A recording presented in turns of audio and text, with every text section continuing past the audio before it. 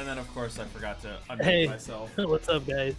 Man, I was so close to being good there. Hey, we need to have a pre-show fucking bloopers. Oh, God. Oh, should I be doing that?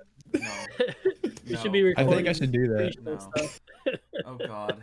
Just Are we the not? silly Are we shit starting? that happens before and after. Yes. Yeah, we're starting. Okay. Yeah. Oh. All right, let me mute my my bot. Oh, goodness. All right. Hello, everyone, and welcome to Endgame Content, the show where four idiots talk about things they think they know a lot about. I am joined once again by my cohorts. To my right, the king of the Cobra Clutch, WhiteLightningBean. Wow. What's going on? Thanks for fucking my name up. Yeah, man, too much caffeine today, bro. Way too much as I sip on more. Ugh. Below me, the Prince of Power Bombs, Astro Chomp. Say hello. Hi. That was the most normal hello I've given yet. Yeah. Yeah, And then surprised. across diagonal from me, the Sultan of Suplex, the bad guy, Dark Lancer. Say hello. Yo, what's up? I'm surprised you used that. Nice. Yeah, yeah. That's the whole reason for the wrestling theme. And then, of course, the man with the gift of gab, the best manager since Paul Heyman. Me. Hey, hold on. What about fucking what about the others? No one else matters. No one else matters. Just Paul Wait, what do you Heyman. mean? Well, and Selena Vega. She's really good too, but no one else matters. So I like how you went into like a little zigzag pattern Yeah. with introductions. I mean, you just go in a clockwise. No, I like to go zigzag. You Hey, fucking just weird. complicate things. You got a problem with zigzag? Just like a woman. Just wanna say hello to everybody in the chats. Thank you guys for tuning in. Of course. Fuck, let me as pull you always. guys How up. do I host you guys this thing? Do slash host. Yeah, just slash host and then say something. But if you're streaming, then Oh, just- hello. Yeah, true. yeah. I say I've had a little too much caffeine. Meanwhile, I'm drinking San Pellegrino with dragonberry flavored caffeine. Dragonberry. Dragonberry's delicious. So that's probably the closest we'll get to a actually good intro. Right? No, you still forgot to unmute yourself. No, I know. I said the closest. We were almost there. We were close. We're getting there. We're getting there. We're getting better and better. The more and more professional we seem to get, the better the intros are getting. So, Yeah. who wants to start off with what they've been up to this week? I'll start. Go for it. So- he's ready. Yeah, I'm ready. I got a list because I didn't want to forget a game this time. So this week I on stream. Most of the stuff's actually on stream. The only thing that's not on stream is Doom Eternal. Played a little bit of Doom Eternal. I got back into Mario Maker, so had a lot of good fucking levels, good stuff. Played some Kaizo levels too, good shit.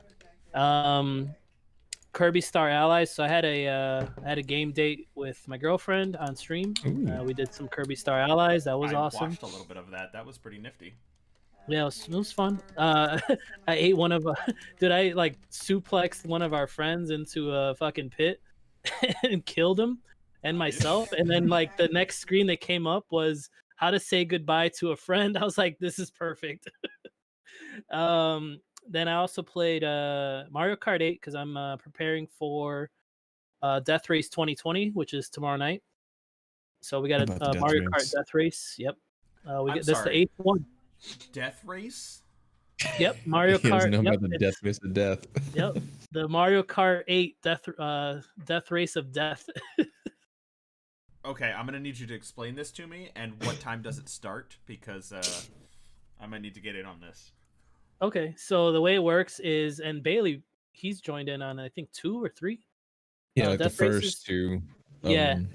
Yeah, and Kat's the scorekeeper. She's like the backup scorekeeper. So like I keep score, but then if anything happens, she's got the backup, which is great. Carson Wildcat 81. So basically, let's say we start out with 12 racers, right? We do 6 tracks, and the lowest, like the 2 lowest points, they die, quote unquote, die. They get eliminated, and then we go to the next round, the next leg with 10, and then 2 more get eliminated, and we go all the way down until we have basically like a top 3. And yeah, the top 3 they get gift cards, and participants get some of the participants get subscriptions to the channel. Nice. So yeah, this is the first one that I'm doing in over, I think it's almost a year. I haven't done one of these in a year almost. Nice. So I'm trying to bring back the death race. So yeah, this year I'm gonna go. The first one's gonna be Death Race 2020. Then it's gonna be. I'm gonna start naming the cups like Ample Time Cup. Bailey, he knows what Ample Time is. I don't want to know. It's pretty badass. The Sippy Cup. I want to do a Sippy Cup tournament. So basically, like all babies, just have like themed death races. And then the other thing I played was WWE 2K19 because I created Angered Eggs Wrestler, and I helped my girlfriend create her friend, which is going to be in the women's division. Nice. So we did I that. Might tweet out the image of my wrestler if it's all right with you guys, because that thing is. Yeah. Dude. Dope. Yeah, show them. Well, the image is missing on the tank top itself. It's missing the logo, but it's on there. It's on the final product. But yeah, if you want to show that. But yeah, that's what I've been doing this week. Just a lot of stream stuff. The only time I've actually had for myself was the little bit of Doom that I played. That was otherwise everything's been strictly for the stream. Dude, you gotta put the stream notif in Egg's chat so I know that you're streaming. I'd like to tune in every now and then. But Okay. I'm oblivious, so I kind of need in my a notification. I have to set up the Me6 bot like he has it in his Discord, so that you give it a list of people that will announce when they go live. All right. Don't. Yeah, if you're in my Discord, I don't think I am. Yeah, you should head over there. There's a lot of cool people over there. Shout out to the people in Lancer's Discord. They're really all really nice people and kind of fun to be around. Yeah, there's always stuff going on over there. There's a lot of. I try to make it, interesting over there. Let me see. I'm gonna send that to you directly. I'm gonna try because I feel like I'm gonna fuck up what I have set up here. But yeah, go ahead. I'm using my phone. I was done. Oh, you're using your phone? Okay. Yeah, I'm using my phone so that it doesn't abrupt the stream. Okay. Yeah, I'll send that over to you. But yeah, that's pretty much what I've been doing this week. Nice. A lot of editing too. A lot of editing. Yeah. All right, Corey, you want to go next? Sure. So lately I've been doing actually very little Animal Crossing.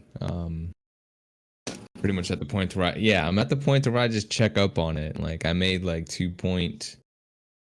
not mean to brag, but it made like 2.4 million bells on the stock market. I was just about to say, if you say stock market, I'm gonna throw you.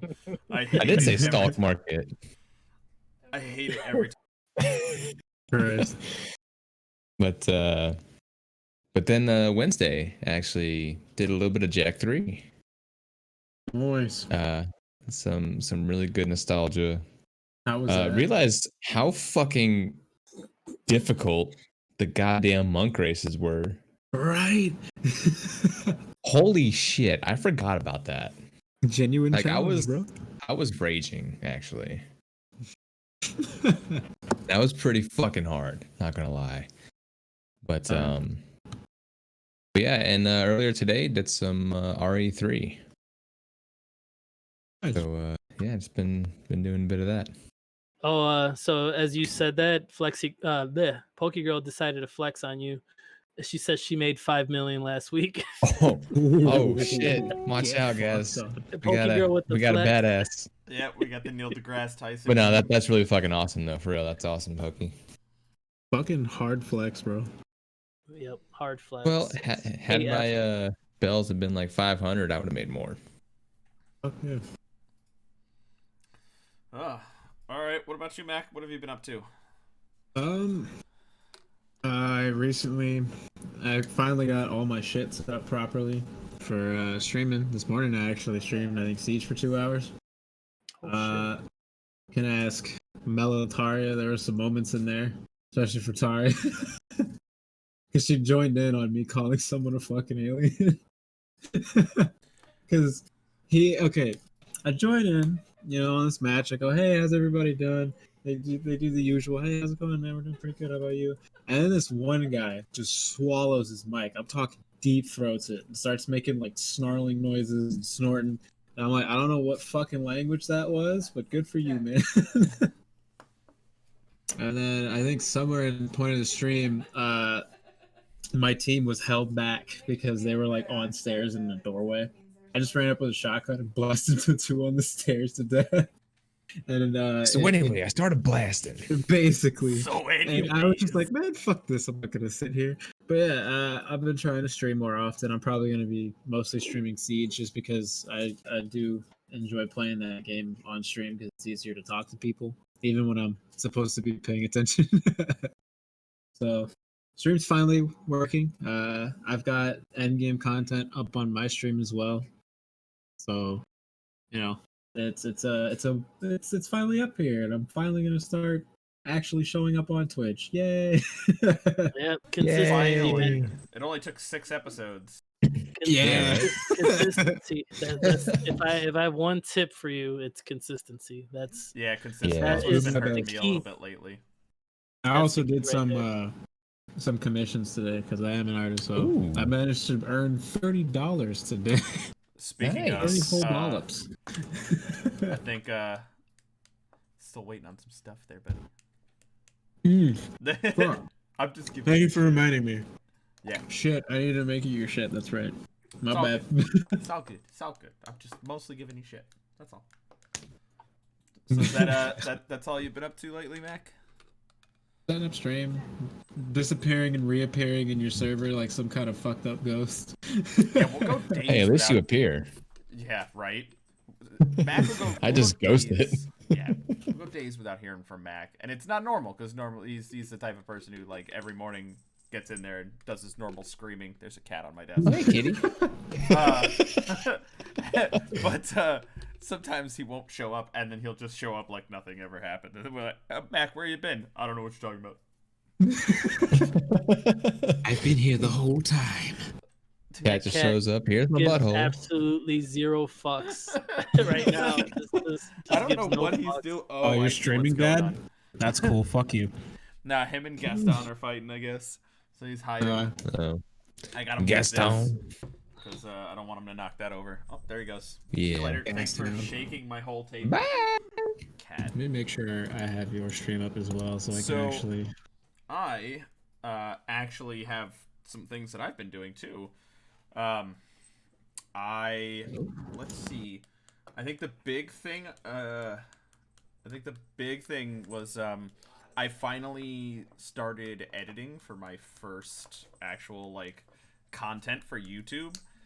I downloaded Crucible on Wednesday, and I played that for a good chunk of hours with. I played solo. I played with Mac and Taria. I got a good chunk of footage out of that, and Nice. probably tomorrow night or Monday, depending on like when I get home and I'm off on Monday. The idea is to have my first video up no later than Monday, and then figure out what I'm gonna do from there. What editor are you using? What editor am I using? I forget what it's called. Wasn't it Filmora? Yeah, that it's you downloaded? Filmora. What's it called?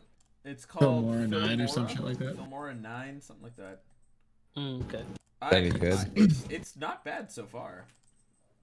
It's actually a pretty decent editor. Yeah. Cause I've used the video editor for like Adobe products, Let me see if I can. and it's damn near close to the same thing. Yeah, it's called Wondershare Filmora 9. It makes And it it's pretty free. easy to. Yeah, it's easy. And it's Okay. It's pretty simple to kind of chop things up and put it together, and it's a little twitchy sometimes, like with how precise you got to be on some movements and some selections and things. But so far, it's been working quite nicely. I've got some more. I would say I'm like a third of the way done. with the video. I have some more filming I have to do and some voice stuff, and then post production, and then Monday night the latest. Before I start stream on Monday night, it should be up and ready to go. Nice. Yeah, I'm excited. Dope. The game, I enjoyed it. I think a little bit more than Mac and Taria, but it's new game on launch. It's a little rough. Dude, you know me. As soon as I saw the fucking Battle Royale, yeah. mode, I gave up. Well, that's a conversation. What's up? So what is the Crucible?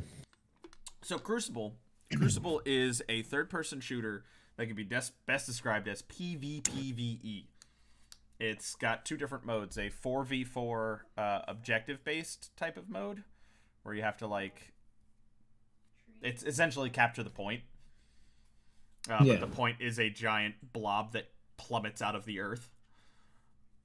And plummets then out of the earth. That's that's a description. Yeah, there you go. That's a little. It falls out of the earth. No, not and then the second mode is 8 teams of 2, and it's a battle royale, but it's a very bare bones. I wouldn't suggest playing that mode. The objective mode is fun. I enjoy the objective mode. I don't enjoy. Hey, remember the 8v8 game mode that's supposed to be there but isn't? Oh yeah, there's also a game mode that was there in beta that was supposed to be playable on launch, and it just doesn't exist. Nice. Yeah. You're really selling it. Yeah. Look, the characters are really cool. They are. Earl. The best character in That's that all game you is need to know. fucking Earl. Earl is Earl? He's You'll literally a space trucker who just happened to be rolling by when shit was hitting the fan, decided to save some people, wrecked his truck, by the way, his truck's named after his wife. He decides to stay for a bit to make some money so he can fix his truck, turns his truck into a fucking minigun, still named after his wife. Yes. Yeah, he turns his truck into a minigun. His whole motivation is, I just want to go home and see my wife and kids. Mm-hmm. That's it. Best character in the game. It's his amazing. movement ability is hilarious because a rocket on the back of his minigun just fires off, and he's just like rolling, just fucking cruising, dude. It's intense. Other than that, I may or may not have moved my PlayStation into the office and hooked it up to my spare monitor. So I've been playing. I played some Ratchet and Clank. I played some Battle Chasers Night War. Just because we're talking about it tonight, and I wanted to refamiliarize myself with it. What else? What else have I been playing? That's really about it. Other than some Animal Crossing here and there. Yeah, we did do Siege. We did. Yeah, we have been playing a little bit more Siege lately. Trying to get back into that. Hell yeah. Yeah. Other than that, Shotguns for days, apparently. Shotguns for days on end. Well, that's what I've So, been doing. real quick before we get into the bracket, I I wanted actually have some to. news. Yeah, I have a little bit of news too. Well, besides whatever I mentioned, Death Race and IWA and all that. So I have commissioned. I had to commission my girlfriend like the same as everyone else. I had to earn enough channel points to commission her so that I could have her create all 4 of us with the Endgame content, like a whole thing. Like, yeah, it's gonna be cool. It's gonna be all 4 of us. We're gonna need some some stuff from Bailey, Mac, and Greg, so that we can make like a kind of like a animated version of us, like geared up going into the end game, so to speak. Oh yeah.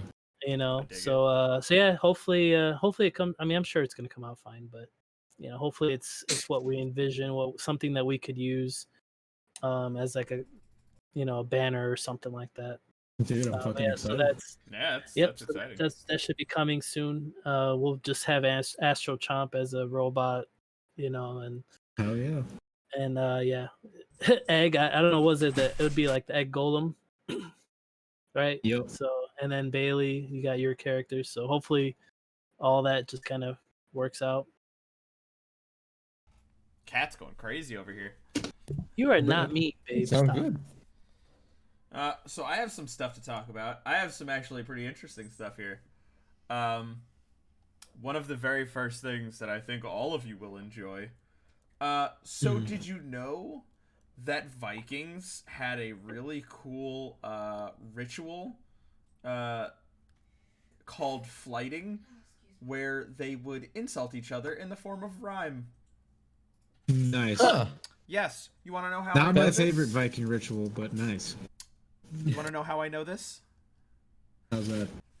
The title of this article is Assassin's Creed Valhalla will have Viking rap battles. Fuck yes. I don't know how I feel about that. That's fucking awesome. That's all you need to know. Viking rap battles. I think Assassin's Creed is gonna get overrun by Cyberpunk and Ghost of Tsushima. Oh, for sure. It should die. Yeah. By the way, people already complaining about Ghost of Tsushima because Well, they can eat it's a dick. difficulty level. Oh my God. Oh, The game's God. So too they don't- difficult. They don't bitch God, I about hate Dark the Souls. Souls They'll bitch games. about I that. hate Dark Okay. Souls. The fuck up. So, I thought you were gonna mention the ritual where they dominate, a town or a city, whatever, and then and not that there is anything wrong with this, but they rape all the men just so that they could assert their dominance over them. You would want to See, assert dominance. my favorite Viking You know what? ritual. Vikings go hard. It's like, we fucked you up in the battlefield, and we're gonna fuck you up again. No, dude, my favorite It's so Viking fucked ritual up. I is thought you where were gonna mention that. they string the strongest man or any man that they're punishing up on two wooden poles. They jam an axe between both shoulder blades, rip them open, and have their lungs hanging out the back. Blood Called Eagle. a blood eagle. Yeah. That's what I was gonna mention. Get a little much. Fuck. Yeah, get a little graphic. Oh, and don't forget to mention, if they scream out in pain, they don't get to go to Valhalla. All right. They have to stay silent. Anywho, moving on from Yeah, that. moving on. God, So, this I took actually a have dark- Ideas thing. for Assassin's Creed, Ubisoft call us. I actually have one thing. Go ahead. G2A has been, they're a good website to get some good PC games. Hell yeah. Yeah, they've admitted to selling stolen keys Woo, not surprising in the slightest. and then plays Jesus. victim.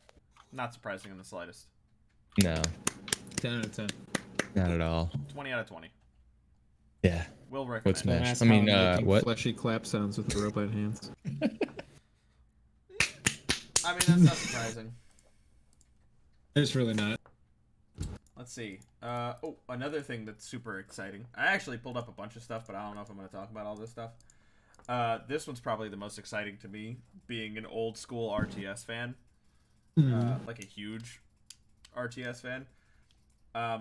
So you guys know that there's a remade. They're remaking Command and Conquer, right? The original one. Nope. Oh, that's awesome. Yeah. So apparently, it's gonna have source code, to support modding. Nice. Yeah. So it's gonna Oh be yeah, released. I played Command and Conquer too, and they allowed modding. I remember that. Yeah. So with the remake, they're allowing it so that you can. It'll have stuff for mods. It'll be a lot of fan community made stuff like you just jump into the Steam Workshop, download maps. I'm sure they'll have like whole factions and like it's the Steam community. I'm sure you'll find it. Yeah. They'll probably have your favorite anime waifu as a faction because If there's no yeah, G.I. most Joe or likely Cobra does. mod, it's not worth it. Whoa, Or G.I. what did I do? Jose. G.I. Jose. G.I. Jose. Oh goodness! Anything else anybody wants to talk about before we go into the bracket? I think we should just go into the bracket. Not much else. Yeah. Oh, I have one more thing I do want to mention. Damn it, Greg. No. I just remembered. This is something that Mel sent to me, and it kind of it deals with Valorant. And Valorant's still in closed beta, but apparently TSM has signed the first Valorant team. Mind you, this is a game that's still in beta, and they're already signing people. Like, I don't know how the esports... That team could flop. That team could flop. Yeah, that team could suck ass. You're going way too hard into a game before it's even released. Like... Yeah. Nah, dude. Balls to the walls. Fuck it. Fuck it. Just go in. Just fuck it. I don't know, man. That's crazy. Are you drawing dicks in my phone? I just noticed Corey's been drawing dicks in my chat. Seriously? I mean, the rule said don't be a dick, so I just put one in there. You guys are something else, man. This is why we can't be professional, because you guys exist. Oh, goodness. Don't blame me, blame my programmer. Blame my programmer. You need to get a voice mod to make it sound like a robot. I have one. I just haven't Well, set why it don't up you yet. use that? You should fucking use that. I'll set it up for the next step. That could be your shtick. No, Greg, I actually have damn near fucking every single bit of control over how I customize the voice, so I can make it sound like the clearest robotic sound you've ever heard in your life. Interesting. Fucking. Then I'll just call you T-Pain. Oh, God. I can put you in a mansion. Way up if Mac does a whole cast like that with a robotic voice, that shit would be hilarious. Oh yeah. See, we've already got 3 votes for it. You know what? Yeah. Whatever. All right. Well, unless there's anything else anybody wants to talk about. Yeah, let's talk about the bracket. That's an interesting thought there. What? Smartass. What did you say? You wanna talk about? I said, yeah, I got something. We should talk about the bracket. Oh my God. I quit. Can I quit by episode 6? I mean, is that too early? The introduction to the show is about 40 minutes. So yeah, that's about right. All right. Well. Yeah, right on time. So. Yep. This is going to be one of those that I'm going to go into reminding everybody, because there are going to be some varying opinions here. There might even be some heated debate over these particular games. So going into it, this is one of those. Keep in mind, first off, we're idiots, and second off, this is by no means what we think is the best game. You signed a contract the moment you tuned into the stream. Yeah, I mean, I just looking at the bracket, I could tell you right now that the best turn-based RPG is not on this, not even in the bracket. So, no, yeah, it's not our opinion on what the best. I think it's just what we enjoyed the most and what we, I don't know about you guys, but I tried to avoid games that we've already used, that too. To go into it, this week's bracket we're doing turn-based RPGs, and I know only a few weeks ago we did RPGs already, but I think we specified it down. We're bringing the RPGs back. We specified it down to turn-based because we don't need God of War winning yet another bracket. Yeah. Don't need Dad of War winning everything, because let's be real, yeah, Dad of War right. didn't deserve to win that bracket. But someone's salty. Yeah, well. So let's That's the guy who looks like the most Dad of War dude here. If you were a firebender, you'd be Azula. Is it because I'm bald? Did that make me look like a dad? No. Have you heard the theory as to why her fire is blue? Yes, because she's salty. Yes. Yeah. All right. Bracket. So. All right. So we have. I can't see it because I wasn't looking at it. Whew. Gotta go down, run through the matchups here. We have Tokyo Mirage Sessions versus Breath of Fire Dragon Quarter. That's a name. Fire Emblem Sacred Stones going up against Darkest Dungeon. Chroma Squad going up against Golden Sun. Persona 4 against Divinity Original Sin 2. Final Fantasy Tactics going up against Indivisible. To clarify, that is the original PS1 Final Fantasy Tactics. Next, we have Undertale going up against Mario plus Rabbids Kingdom Battle. XCOM. I'm assuming that's the what is it? The re-release one, not the original old school XCOM. Yeah.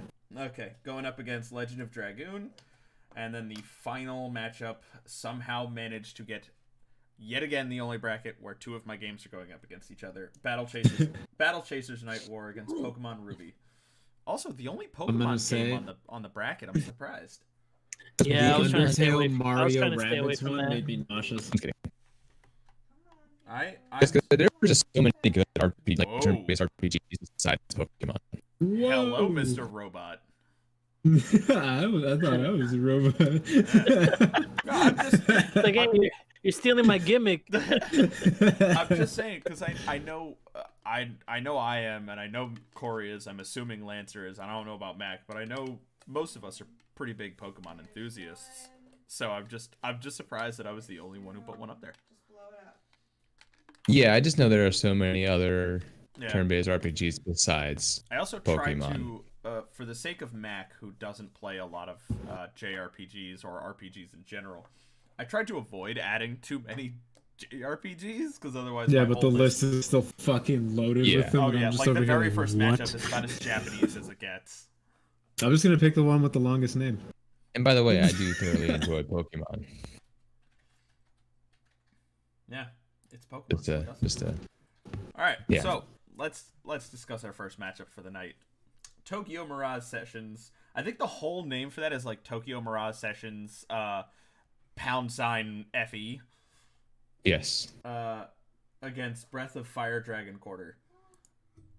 I'm sorry, Egg, but it's hashtag FE. You can shut the hell up. Hashtag eat a dick. Hey, you guys know that hashtag Me Too motion, right?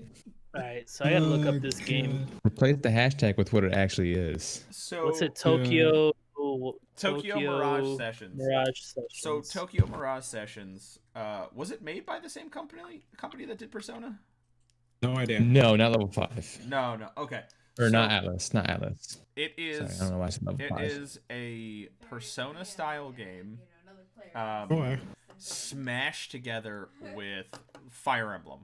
So the characters' personas, which if you've ever played the Persona game, you know every character has their own unique like persona, their main way of combat, is a Fire Emblem character, and the battle system operates similar to Fire Emblem battle system, which kind of gives it a rock paper scissors system.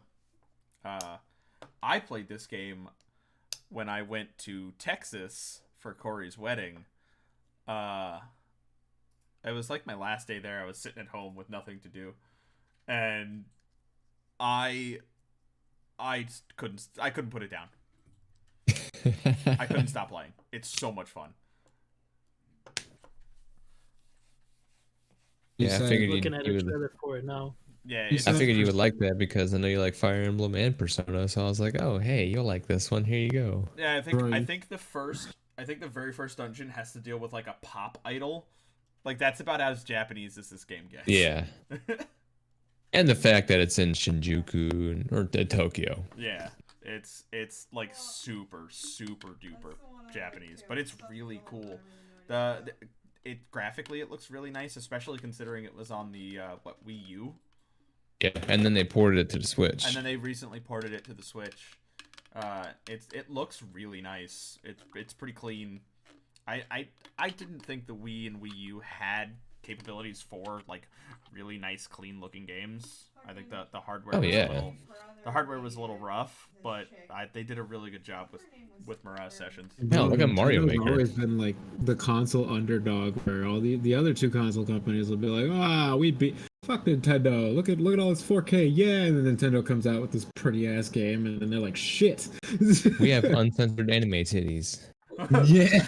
You have 4K. Yeah. We have uncensored anime titty. That's 2 I weeks in a row can't we've made wait. this fucking joke. Fucking Nintendo. Absolute chads of the gaming world. Oh, 4K? How about titty? This game looks Japanese as fuck. Like that. I'm not Yeah, saying that it in does. like not saying that in a racist way in any way. But yeah, this is super Japanese. It's a lot of fun. It's one of those, if you have the time and the money to pick it up, you should totally check it out. Jeez. Breath of Fire Dragon Quarter. That's a name. I've never heard of this game. Well, you've heard of Breath of Fire, right? I don't think so. Yeah, I've heard of it. Like when it was on Super Nintendo. Yeah. Yeah, and then they had a release on the Game Boy Advance. No, I am not familiar. Yeah, with this. It was like Breath of Fire 2. I think they released on the Game Boy Advance or something like that. Yeah, and it's pretty Japanese too. So basically, it takes place in the future. So I'll just explain this. So I'm probably the only person that played this, but so it takes place in the future. So the main character, he has like dormant dragon powers or whatever. Of course. So he could like transform into a dragon, which is pretty badass transformations and like powers when he transforms.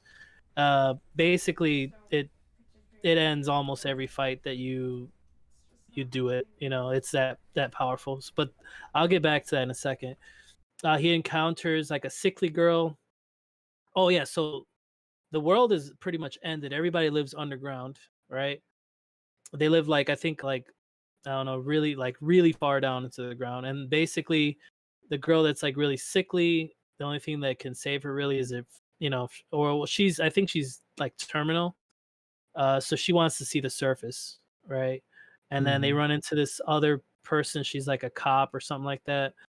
She's more like, so the sickly girl has more of spells, you know, she's more like a mage.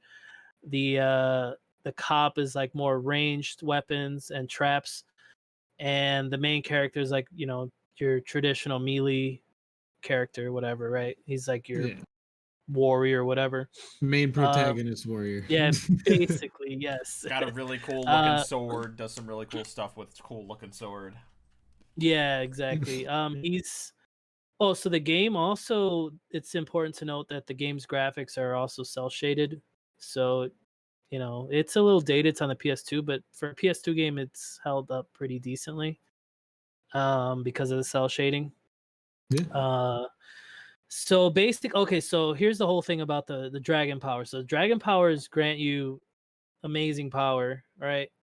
The problem with that is that every time you use them, there's a dragon counter in the top right corner, and it starts to tick up every time you run really fast. Every time you use a lot of it, it starts ticking up, and when it gets to 100, you die. So it's kind of like and also saving in that game, you can't just hit a save point and just save. You have to have a token. You have to have tokens to save. So there's limited saves. So it's kind of like having ribbons, like ink ribbons in Resident Evil. But the game is very, like, you know, turn-based. We're, you know, talking about turn-based stuff. It's very strategic. You have to set up traps with the ranger chick, and also the magic one. She could set some traps too, some magic traps, but mainly she's more like a support character. And then the main character, you know, he gets in there. So is it like tactic style? It's turn-based. Like it's like arena-based. Like there's like a circle and you can move around. Oh, okay. But yeah, basically it's like, okay, it's this character's turn. You can move, you know, to get a better advantage, or, you know, change up your formations or stuff like that. And they have combination attacks, so you can combine, you know, two characters do an attack together. There's only 3 characters. You only use 3 characters, but storyline wise, it's good. The enemy design's awesome. They're basically trying to keep them, for whatever reason, trying to keep them from getting to the surface.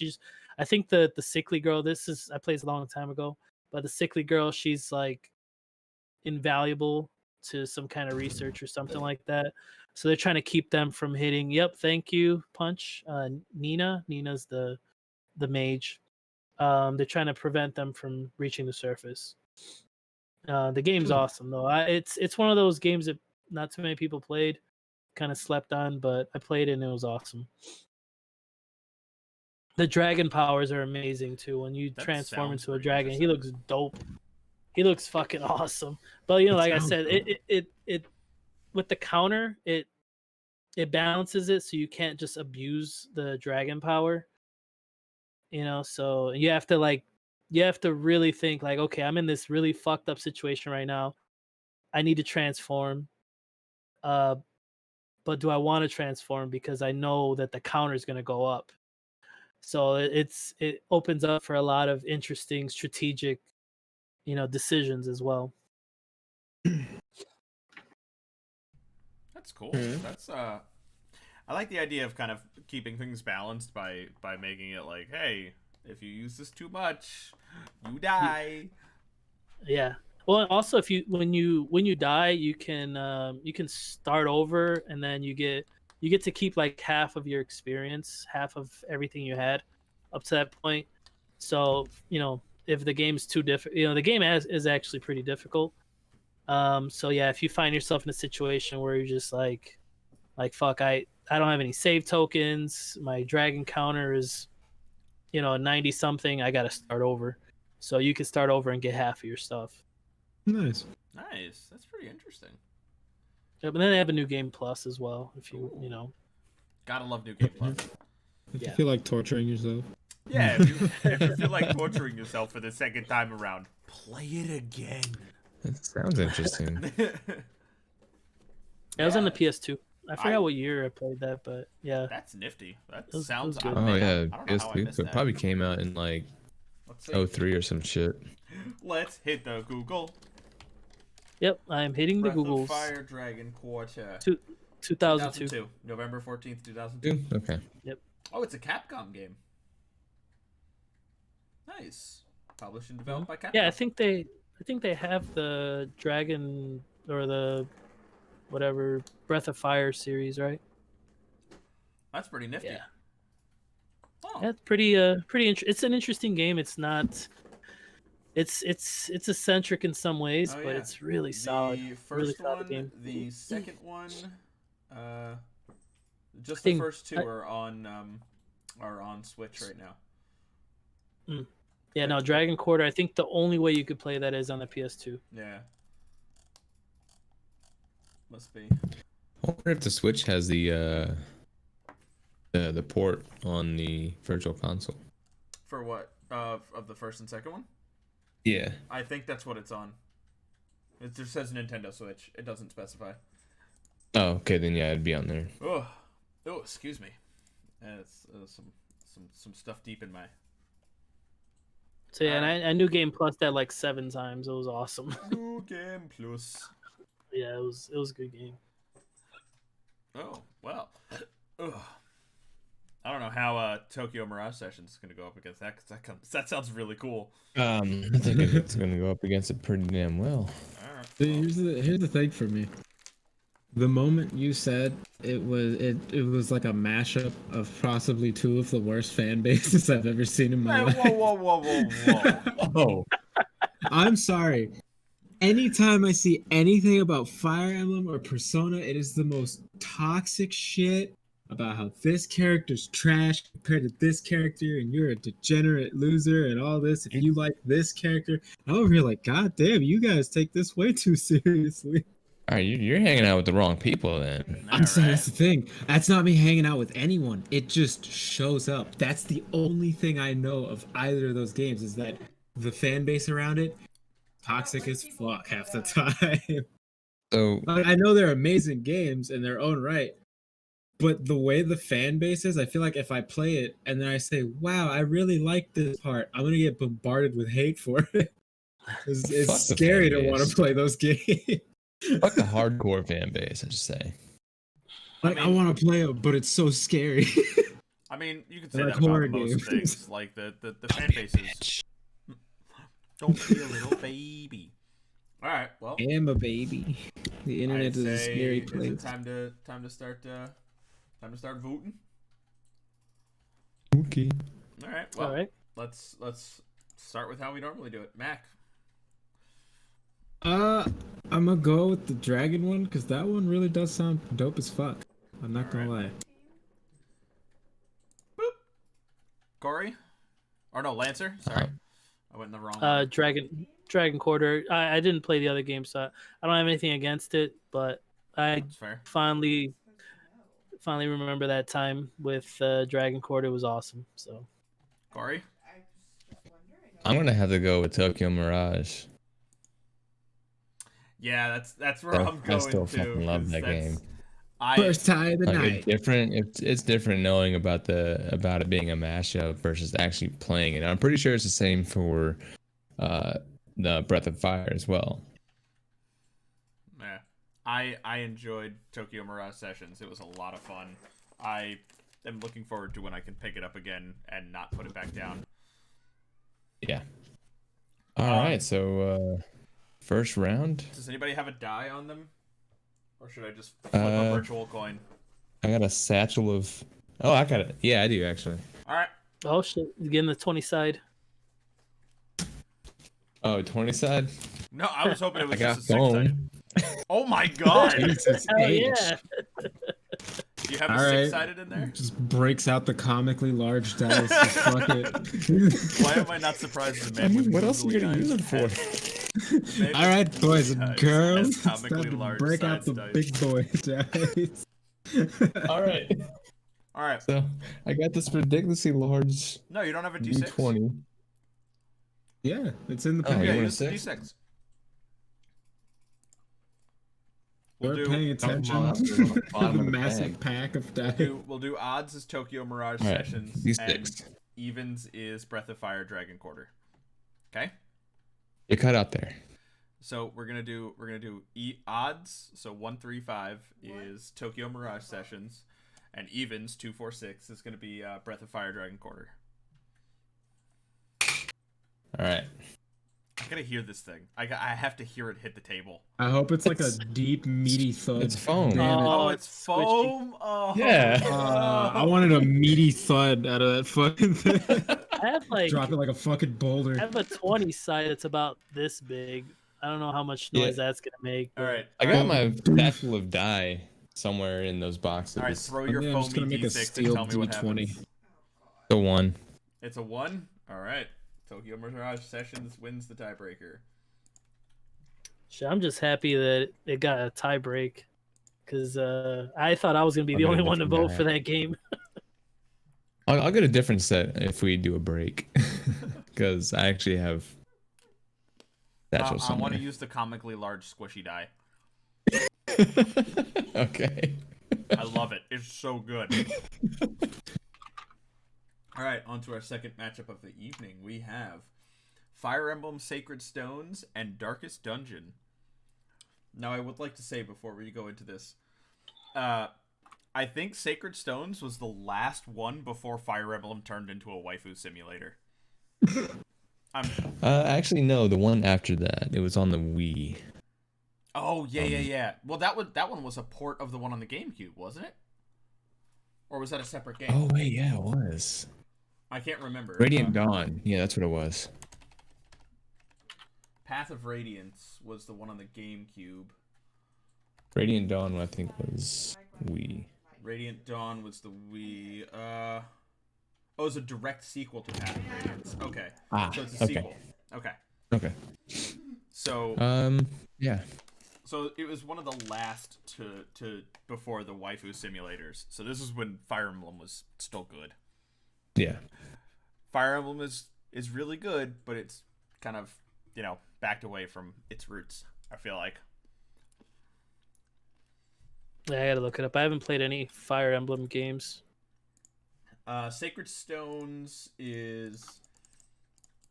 I'm trying to remember the two main characters. 2004 on the GBA. Okay. Yeah. Game Boy Advance 2004. The main characters of that one were... Was it Eli? Where? Characters? The two main characters. Eric. Chrom and... No, Wasn't it no, Chrom it was and, Ephraim and Erica? Erica. Ephraim, yeah, Ephraim. Ephraim. I know Erica was one of them. Ephraim and Erica. I liked the fact that you could... So it's a tactics style RPG, which Fire Emblem is known to be, like, unforgiving. in their games. This Yeah. was also one of the last ones where you didn't have that option of your units permadie. Like, yeah, you lose a unit, they're done. You can restart the chapter if you want, but for people like me, who want to make sure that none of their people die and they all make it to the end, and then lose a unit like the very last fight of a really long chapter, we'll sit there and restart the entire chapter just to make sure that it's brutal. Me too. Man. That game is brutal. And that sounds like at AIDS. first everyone sleeps on the fucking what is it, the farmer or the villager usually. Everyone fucking sleeps on him at first, but he's the best fucking character in the game. This was also the first. So normally the normal class system in Fire Emblems is when you get the character.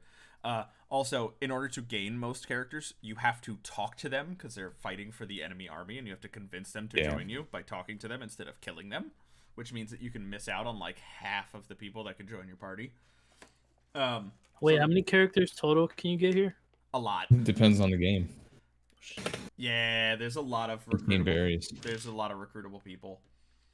And you have to scroll over because if they actually have a name and they're on the enemy side, yeah, you actually have to sit there and think. And then you have to figure out who in your party has to talk to them. Yep, because it's not just the main character; it could be someone else. And if you don't bring them, then and then if you don't have the proper character, then you just pass that out. person will just get attacked. So when it comes to tactic RPGs, I think Final Fantasy Tactics does the style better, but Fire Emblem takes it, crumples it up, and throws it in your face and says, "Do it again." But it's so much fun. Like if you like those style of games. Wasn't Suikoden one of those permadeath games too with characters? I'm not sure. Suikoden, I think that was like PS2 as well. And I'm showing my fucking age. Shit. You're not that much older. Yeah, I'm trying to think. I'm getting up there. I'm up what there. What else to talk about? Oh, I'm like at least 10 years older than all you guys. Something like that. We don't have to talk about that. It's okay. You're as young as us, okay? You're our age. Yeah. You're our age. 100%. What was I saying? The class system was really cool because, like in other tactics games, you can switch your jobs or your classes or whatever. These units come with whatever class they're gonna be, and then once they hit level 10, you can use a seal to upgrade them to an upgraded retarded if you do it. Class. But you have to find the item, the seal item, and then upgrade them. And it's like, just because your character is a high enough level doesn't necessarily mean that you're going to be able to upgrade them. You have to use them kind of wisely. And was this one of the first ones with 2 different options? Yes. First of all, you're retarded if you class them up at level 10. Goddamn. Yeah, no, he's you're just right. straight up You miss out on a lot of stats. You max them out and then you class them up. I don't doubt that he was right. This is a brutal way of saying it. Yeah, no, you're fucking sorry, I'm a brutal person. My bad. Yeah, I mean, in the normal difficulty, you can get away with it because it's not like the actual game itself isn't hard. It's the thinking about what you're doing before you do it, and then thinking about what your enemy will do. Yeah, and thinking about what your enemy's gonna do, and keeping in mind the whole rock paper scissors thing, because like sword beats axe, axe beats lance, lance beats sword, and then bow beats flying. And then the magic also has its own little wheel. Yeah. So it's it's a lot to think about. But yeah, if you once you class them up like that, I think that one was one of the first ones that you got 2 choices. Like if you had like a cavalry, you can either make them a Pegasus or a fucking paladin. No. The cavalry was like that. It's either a paladin or an armored knight. And so like that's right. Yeah. Paladin was faster and could move more, but the armored knight had heavier armor and could use a wider variety of weapons. Oh yeah, and it was the Pegasus Knights. They can either be like Valkyries or Weaving Riders. Yeah, the class That's what it system was. is really cool because you could just have like this wide variety of different things, or you could have a bunch of the same thing if you wanted. I had a pirate in Sacred Stones. Yeah. Yeah, you can have And it was the P- fucking villager you pick up that has Yep. a pot on his head. Hey guys, Yes. not to interrupt your boner for this game, but there's another game that it's going Well, up again. yes, I know. Don't worry. Oh, is there There's really? another boner coming in for that game. Oh, is there really? I Don't didn't wait. notice. Darkest Dungeon? Or I mean, no. don't you wait, you know? Yeah, so it's going up against another game with permadeath and another game that makes you want to claw your fucking hair out from Oh difficulty my- level. Yes, it does. God, Darkest Oh my God, Dungeon. It fucking Fuck. does. Also, it's not a bracket with me if there's not at least one roguelike in it. So, by the way, if you see a roguelike in a bracket, it's probably mine. Darkest Dungeon Fuck this is game. that game where you feel why your characters in the game are fucking panicking. It's so just evil to play. You think, oh, this will be easy, whatever. We just go through a dungeon, nothing's gonna happen. Then your characters start panicking and trying to eat themselves or fucking eat your other fucking characters. Or it's just like, what the hell is going on?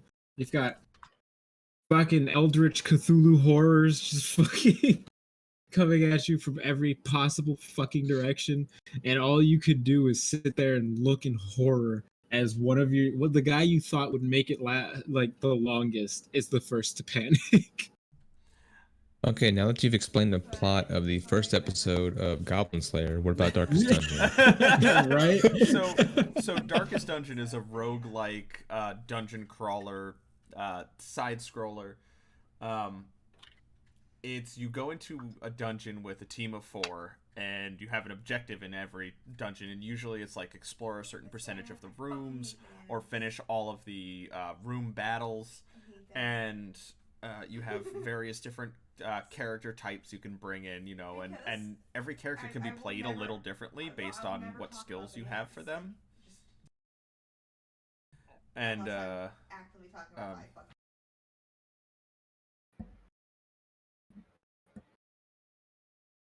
Yeah, it's just fucking hard. yeah, so it's you have to worry about your character's health bars, the light level Their when you're sanity. in dungeons, and they have a sanity bar. So the sanity bar goes up to 200, okay, but stops at the halfway point of 100 sometimes. Yeah. If your character starts to go insane from all the horrors of the dungeons and stuff, then you know they'll panic, right? And they'll start doing whatever they want. They won't listen to your commands. They won't listen to your orders. They'll just like, all right, cool, I'm gonna swing at my ally now because I'm freaking out. And then if the bar hits 200, they die of a heart attack. Literally just fucking drop they dead. just straight up from sheer drop dead heart panic. attack. Jeez. You would think they would just like, you know, go off the rails on a crazy train. They just literally just ride that. fucking No heart attack. die from fear, like just pure fear. They just die. That's it. Yep. And like the way you recruit in that game it makes it even darker because you know how when you start a D&D campaign it's you and your party all meet up in this one area. That's essentially how you recruit them. These are all mercenaries that just come from random places that you pick up for your party, and they all get PTSD. It doesn't matter. Yeah, you can get so you have perks, or you have quirks, and what are the negative one called? So you have positive things that they could get. So like bonus speed or bonus attack or bonus things during specific light levels. But then you can also get negative quirks. Essentially, you know, showing, hey, this character has PTSD. So like certain light levels they don't do well in, or against certain enemy types they don't do well against, or like one of my least favorite is kleptomania, where they just steal treasure. Yeah. Where you'll like come up upon like a sack, and the person with kleptomania is like, oh hey, that's mine now, and you can see what they're getting. It shows you, it taunts you with what the person is stealing from you, and it's usually the one fucking item that you've been looking for fucking hours. Yep. It's a game. It's a game. The game Played it once. Never played it again. So hold on.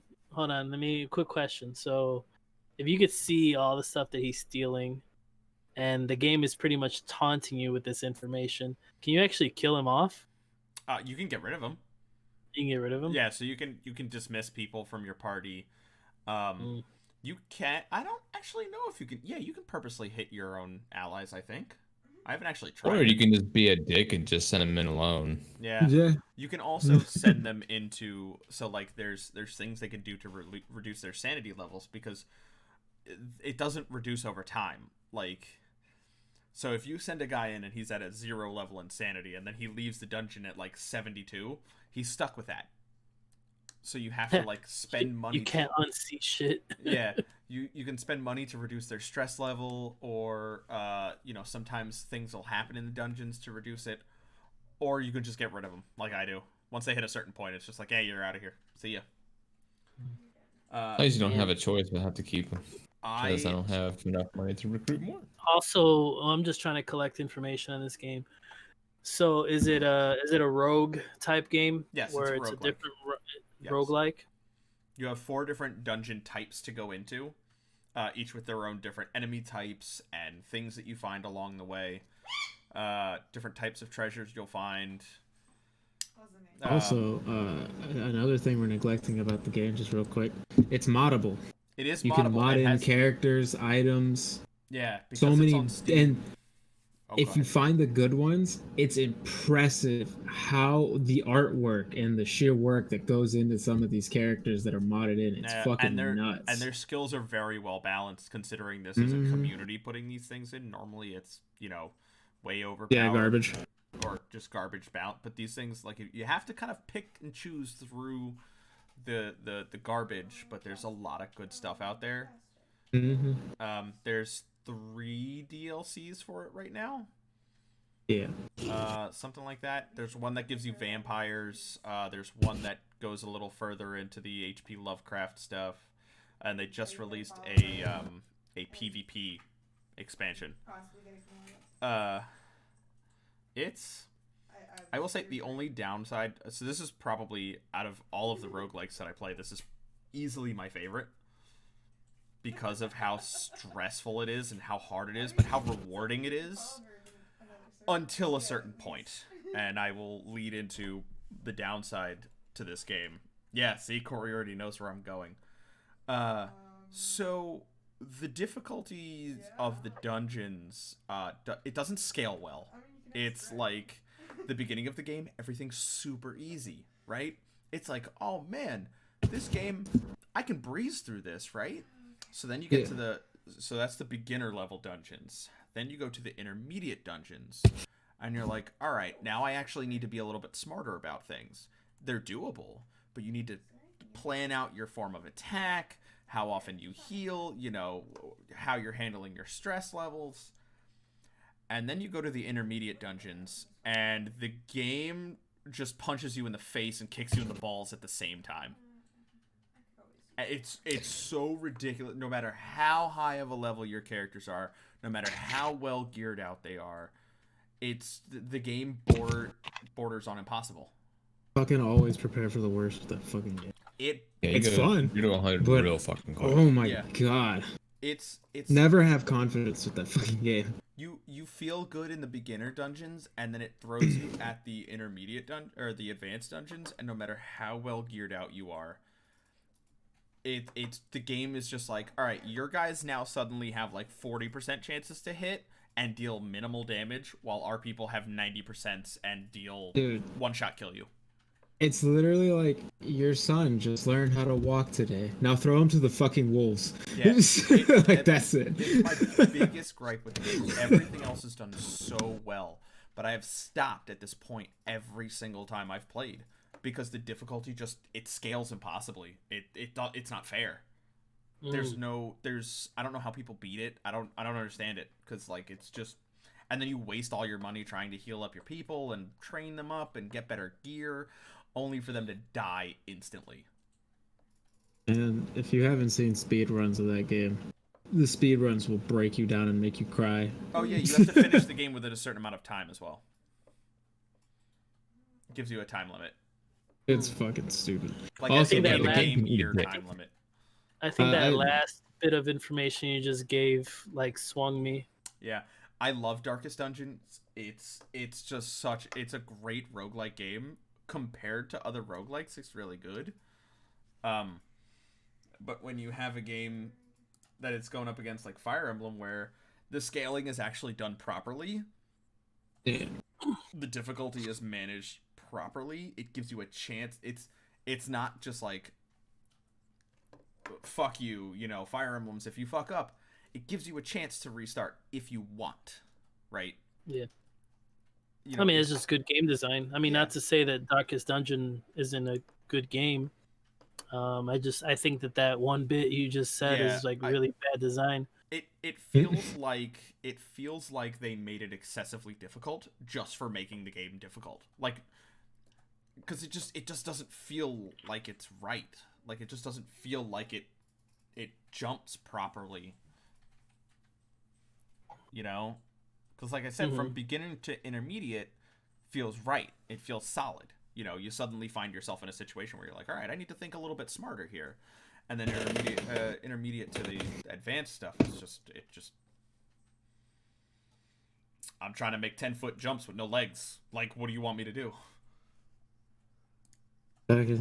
Yeah, like it's a fun game. It's a good game. Yeah, I love it. But the difficulty spike is like getting uppercutted just out of nowhere. It's so rough. We can sit here and make analogies about it all night. Yeah. It's so funny. Give me a sec, guys. I'll be right back. Hold on. Oh, before you run away, what's your vote? It's going to be what's that game? Fire Emblem. All right.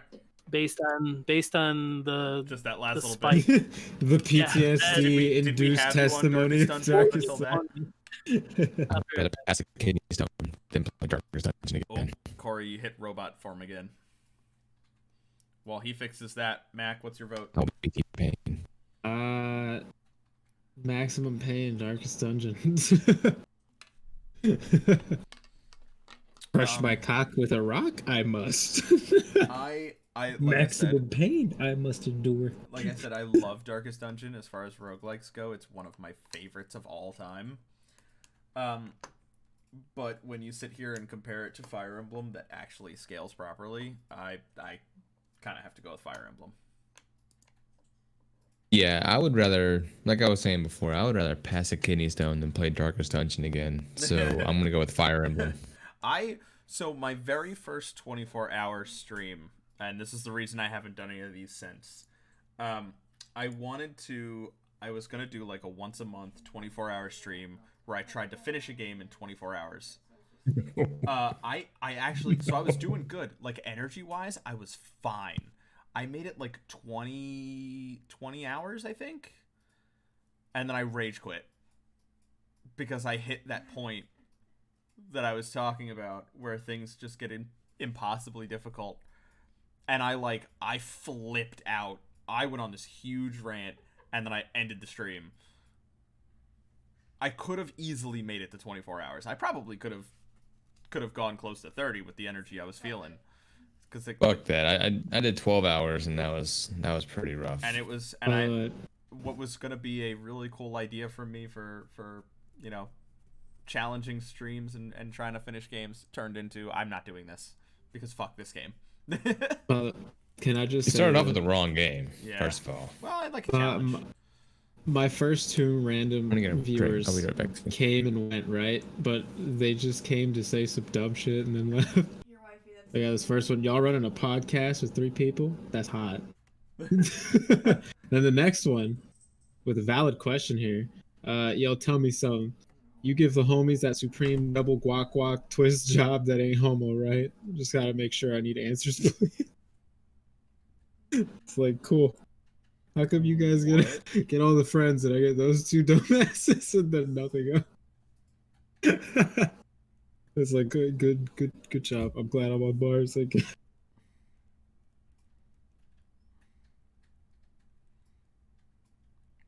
That's kind of interesting. I don't know what happened to our cast, so we're gonna take a quick little break while we figure out where everybody went. Yeah. So be right back, guys. Still here. I'm not even gonna bother. I'm just gonna mute myself. I'm not gonna bother deafening. So Never mind. I'll back. Fuck it.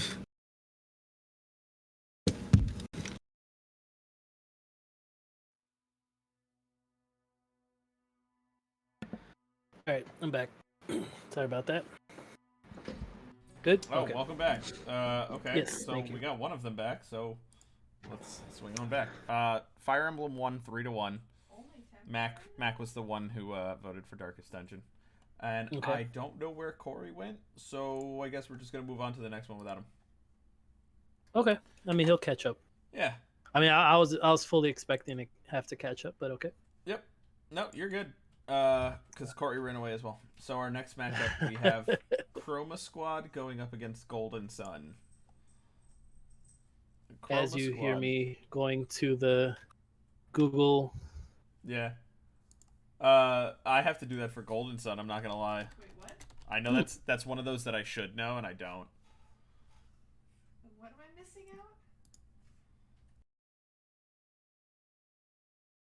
out? Mac, would you like to talk about Chroma Squad?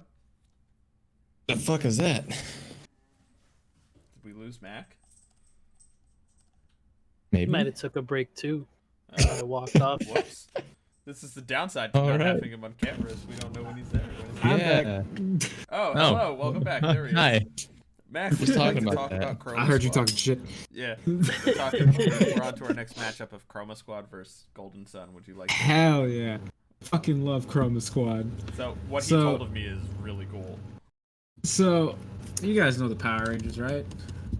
Okay. Most lovable action group on TV. Chroma Squad is basically you run your own studio that does Power Ranger episodes. Everything is like filmed on set. It's played up like you're making these episodes for the kids. You're doing a popular TV show. You have to like earn money for your studio to upgrade your gear to make the show look better. So it starts off looking like, you know, those early days Sentai shows. Fucking just, it's ugly as hell, but everybody loves it for some reason because it's just endearing, and then it gets better and better and more ridiculous as you go. And it's super fucking fun. You can do combo attacks with all your different Power Rangers. You could set it up so that your teams are just like all Red Rangers or all Blue Rangers or whatever. It doesn't fucking matter. And just kick ass all day, and it's fucking hilarious. You can have one of your teammates is like a talking animal. One of them could be like a straight up bum for some reason. Like that's relatable to children. It's fucking nuts. You, like I said, you customize your gear. You start, you know, as your studio earns popularity for the TV show, you get better gear, better parts for your giant robot, quote unquote. You know, because it's just a dude in a suit. And some of it, sometimes for the fights, the settings are hilarious because it's either you're in a big green screen room or you're out in like a back alley like they would do in a fucking Power Rangers episode. Just a bunch of people fighting each other in the middle of fucking nowhere. Go, And it's Power super fun Rangers. fucking game. Exactly. It's just make your own Power Rangers show, the game. And it's fucking fun. I love it. It's like one of the most fun turn-based games I've played because I personally don't enjoy turn-based games too much. So when I do find the ones that I like that are like not too serious but also still challenging, I can get into them. And Chroma Squad is one of those where it's just like, fuck yeah, this game is just kicks so much ass for no reason. And it's all pixel art. All of it is pixel art graphics, and it looks fucking amazing for what it is. Woohoo! Pixel Yeah, I'm art. looking at the graphics. It reminds me of was like one of those indie games called like Time Squad or something like that. Where you can, well, it was like it's kind of like that game was like more of Contra style, Mm-hmm. And then when you die, you could actually rewind time. I know that what you're talking graphics, about. that graphic style reminds me of that game. It's kind of cool. It's a pretty good from what I'm seeing here. Who picked this? Yeah, that's me. I picked Chroma Squad. Oh yeah, I should have guessed because you had a lot to say about it. Fucking love Chroma Squad, dude. It's so fucking hilarious to play. Like, if you just want to have a good time, like a genuinely like just goofy ass time, but still be challenged with a turn-based game, it's definitely fucking Chroma Squad because it's just so funny. And the thing is, if you don't like or if one of your characters in your team isn't doing well, you can you can fire them and hire a new one. And it's just it's a business managing game in the guise of running a Power Rangers team. And the way it starts is funny because you find your Zordon, which is a giant brain in a tube that makes the episodes for you. It's an AI that writes episodes. And that's how the story progresses throughout the game. It's just, yeah, this giant brain in a tube writes the episodes for us. That's it. And it's great. I fucking love it. Shit. And that's going up against Golden Sun. Yes, going up against Golden Sun. Corey, before I start, do you have anything to? Because Greg says he didn't know anything. Do you have anything to add about Golden Sun? Golden Sun. Or Mac, have you played Golden Sun? I have never even heard of Golden Sun. I have the strangest feeling Lancer's about to go on a really long tangent about Golden Sun. Up. People that don't know, there are 3 of them. 2 Corey, on you're You're breaking you're up. breaking up. What is going on with your mic today, my guy? It's just shit in the bed. I don't know. I think that voice meter might be goofing you. I don't use it anymore. I think it was goofing up on me too. It's free, so I mean, why not? It's whatever. But so Golden Sun, there are 3 of them. 2 on a Game Boy Advance and 1 on a 3DS, or was it just regular DS? One of the 2. But that is one of my favorites on the Game Boy Advance. For the fact that it's obviously turn-based, because that's what this is. Think of like a Final Fantasy, but better. Yeah. High Pretty praise. much. I mean, Golden Sun's one of my favorite fucking turn-based RPGs of all time. But yeah, continue. It's like that's pretty high fucking praise. The fact that you have to not only find I don't know how to fucking say this. I always fucked it up. Like the D-gens or gens or the Ginny. Yeah. The D is silent, like Django. Yeah, the D is silent. Yeah, Ginny. It usually is. There we go. I was waiting for it. It's fucking crazy. But the fact that first of all, you have to go out of your way to find them. Like, you won't just automatically find them throughout the story. There are 4 different elements, earth, fire, water, and was it wind? I think that might be wind, yeah. I think wind was the 4th one. Was everything okay? And depending on Jin. They're Jin, by the way, Jin. Sorry, corrected. And there are 8 characters, right? Yeah. 8 playable. 2 for each element, yeah. So that means there are 6. The first Golden Sun, it was 4. It was 4 characters, and then in the second game. Oh yeah, the second one when there was. Okay, that's right. Yeah, my bad. Which I mean, because so I'm gonna interject here real quick. Golden Sun, the first one, and I guess Lost Age, which would be the second one. Those should be considered one game because it's one story. You get the 4 characters from the first game, and then eventually, when you play the second game, the whole squad that you had in the first game joins up with the second squad, and then you guys join. That's and then right. you play out. Yeah, because there was 4 light towers. Yeah, because they met in the first game. The 4 light towers, and you had to light the first 2 in the first game, and then the second 2 in the second game. It's kind of cheating, but yeah, you kind of have to combine the 2. You could transfer all your stuff from the first game and this is GBA, and this is like 2002.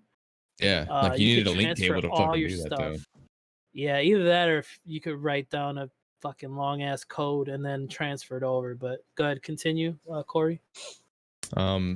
One of my favorite things about that is, yeah, each person has their own assigned element, but you can also pretty much give like the earth guy a few fire ones and a wind, and all of a sudden he's a fucking ninja. Like his classes has changed because of that. So there's a lot of versatility when it comes to classes, but you also kind of have to know how to build up your classes. So it's one of those that I find it is one of the best. Personally, I find it's one of the best turn-based RPGs. Yeah, I mean, if you can play it on emulator, you can still play it on emulator because, like I said, there's just a stupid long ass code to transfer to the next game. But it's so fucking for good. a fucking Game Boy Advance. It's so good. Also you had some pretty cool cinematic summons for their time. It's just like, wow, this is pretty. Yeah, the summons, like, because you had to unleash your Jin in combat. They'll do like a real big one attack or one big, a single attack, and then if you stack them up, you can actually unleash this crazy, like, super over the top summon.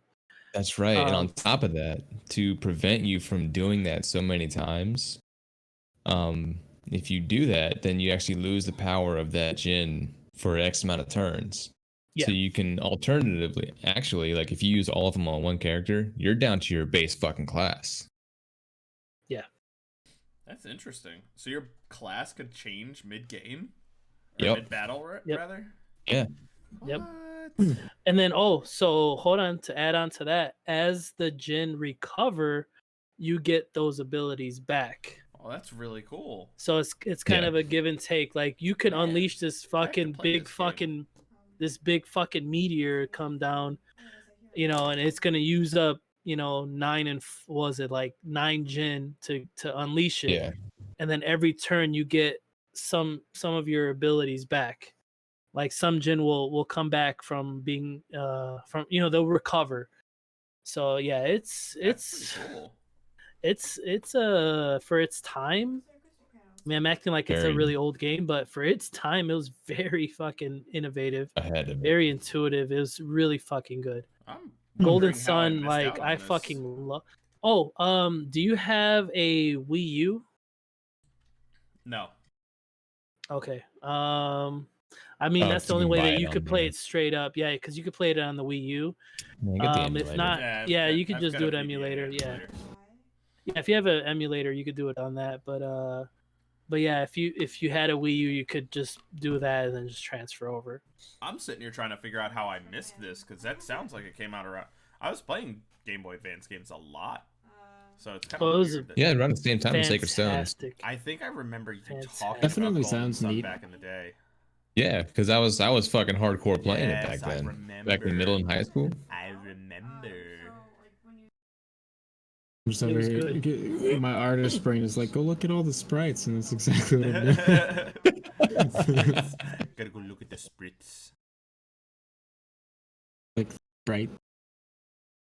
So yeah, so basically you're trying to prevent the end of the world, and you're trying to light the 4 lighthouses or whatever. At the end of the first game, you just got to the second one, and then, dude, I was pissed because I'm like, all right, cool, let's do this, and it's just like, yeah, you gotta wait 2 fucking years to play. At the time, you didn't know how long you had to wait. Yeah, at the time, I didn't know. I was just like, oh my god, you gotta be kidding me. But better come out with the second one. It's like, dude, they could, like, just choose to not continue this. And then they made the third one with pretty much their kids. Yeah, their kids. Yep. Yeah, That's Meteor was cool. Yeah, that was a pretty good fucking game. Sounds like it.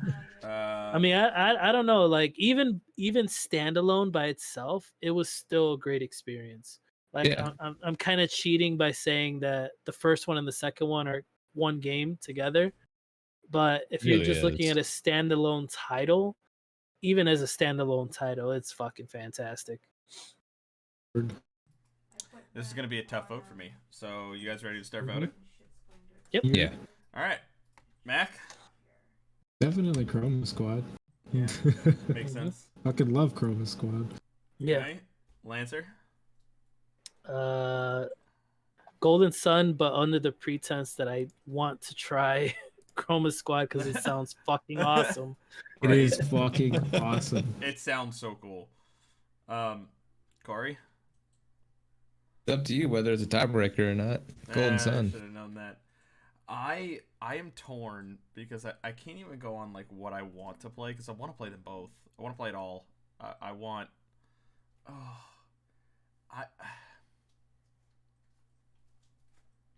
this is hard for me. I'm gonna go, and I feel like I'm probably gonna get a little chewed at for this. I wasn't the biggest Power Ranger fan. Yeah, dude, that's fine. Like, yeah, Power Rangers are awesome. Neither was I, but Dude, fucking. I'll tell you right now, I was definitely a Power Rangers fan. I was big. This game sounds during awesome. Dino Thunder. Dino Thunder was where I was just like, yeah. Because dinosaurs and fucking ninja flips and shit like that. Wait, so which one was it that Tommy came back? That was Dino Thunder. He came back during Dino Thunder, but he was like the mentor. Yeah. Quick story about this. So I just, I'm sorry, it's a little off topic. No, you're good. Go for it, man. So like, you know, all my friends were all hanging out. We all just basically just played games till like fucking 4 a.m, right, on a Friday night. And they're like, dude, we're too drunk to drive, whatever, just gonna crash, right? So they got it before me, and they like turned the TV on, and they're watching Dino Thunder, right? I'm like you know, like rubbing the crust out of my eyes, all this shit. I'm looking, I'm like, man, this guy, he looks like fucking Tommy, Yeah, but older. Yeah. And then I was like, that's it. Tommy Oliver is the Ron Jeremy of fucking Power Rangers. He should have he should have retired a long time ago. What's funny is the fucking premise for his character is that he got locked in Power Ranger mode and he can't use any of his abilities. And he's just stuck in Brachiosaurus mode the whole time. What? His whole dinosaur was a Brachiosaurus. Well, eventually he could get access to all of them. Yeah, right? he could. He got out. There's even a special where he got to use the green stuff again. I'm still and then I think he was there during the usual Red Ranger special. That was an actual line that I said at the time, so that's why I was just like, this guy's the Ron Jeremy of Power Rangers. He should have stopped doing this a long time ago. He really fucking should have, but that shit was too funny. I fucking loved Dino Thunder. I love the main apparently villain. He's a badass too, like MMA, like he's like a legit badass. Yeah, so props he's to the him. real deal. Yeah. He kicked actual ass. So I went with Golden Sun on the same thing with Lancer as Golden Sun, but under the pretense that I really want to play Chroma Squad because that sounds cool. It's stupid fun. It's just tons and tons of fun. Okay, here's where we're gonna get into a lengthy bit. Oh boy. Persona 4 against Divinity Original Sin 2. That's not a very lengthy decision for me. Yeah, Fuck. I mean, I really don't have a stake in either one of these. I do. Yeah, no, I'm gonna have to listen to you guys and make a decision based on what you guys say. I think we should start talking about Divinity first because I feel like the conversation about Persona can get long. Divinity. So imagine it's basically just D&D but a turn-based game. Yeah, you get tons and tons of choices. You have tons and tons of ways of doing things. I've seen a dude do a speed run of the game in 38 fucking minutes, just avoiding almost every single possible interaction and only statting in wits. Just to fucking just go. There's so many different ways to play the game. You can play it with friends. It's a multiplayer turn-based game. So you can have, I think, what is it, up to 4 people? Yeah, 4 people, because you can only 4 have a people. party of 4. So yeah, to play that game. And at the very beginning, you get to customize your class, like right off the bat. It's not like a set class. You have choices on how you want to mix and match everything, kind of, which is pretty fucking cool. I think there are like what, 3, 4, 5 races, right? You got undead, human, lizard, dwarf, yeah. and So you have human, dwarf, elf, lizard, and then you have undead variants of all of them. Yeah, of all of them. And then each one has their own benefit. Like the lizards, they're more resistant to certain, like heat and shit like that, and can also breathe fire. Humans are humans. What are you gonna do with them? Elves are elves are real good at being rogues or summoners or something like that. Dwarves are super good at just being the buff tanks, like always. Skeletons are my fucking favorite because your fingers are free lockpicks. Yeah, it's awesome. You get free lockpicks. The only downside is if anyone sees your face, it throws everyone into a fucking panic. They're like, "Who is this bony motherfucker?" And they lose their minds. Automatic combat situation there and then. You're fucked. Yeah.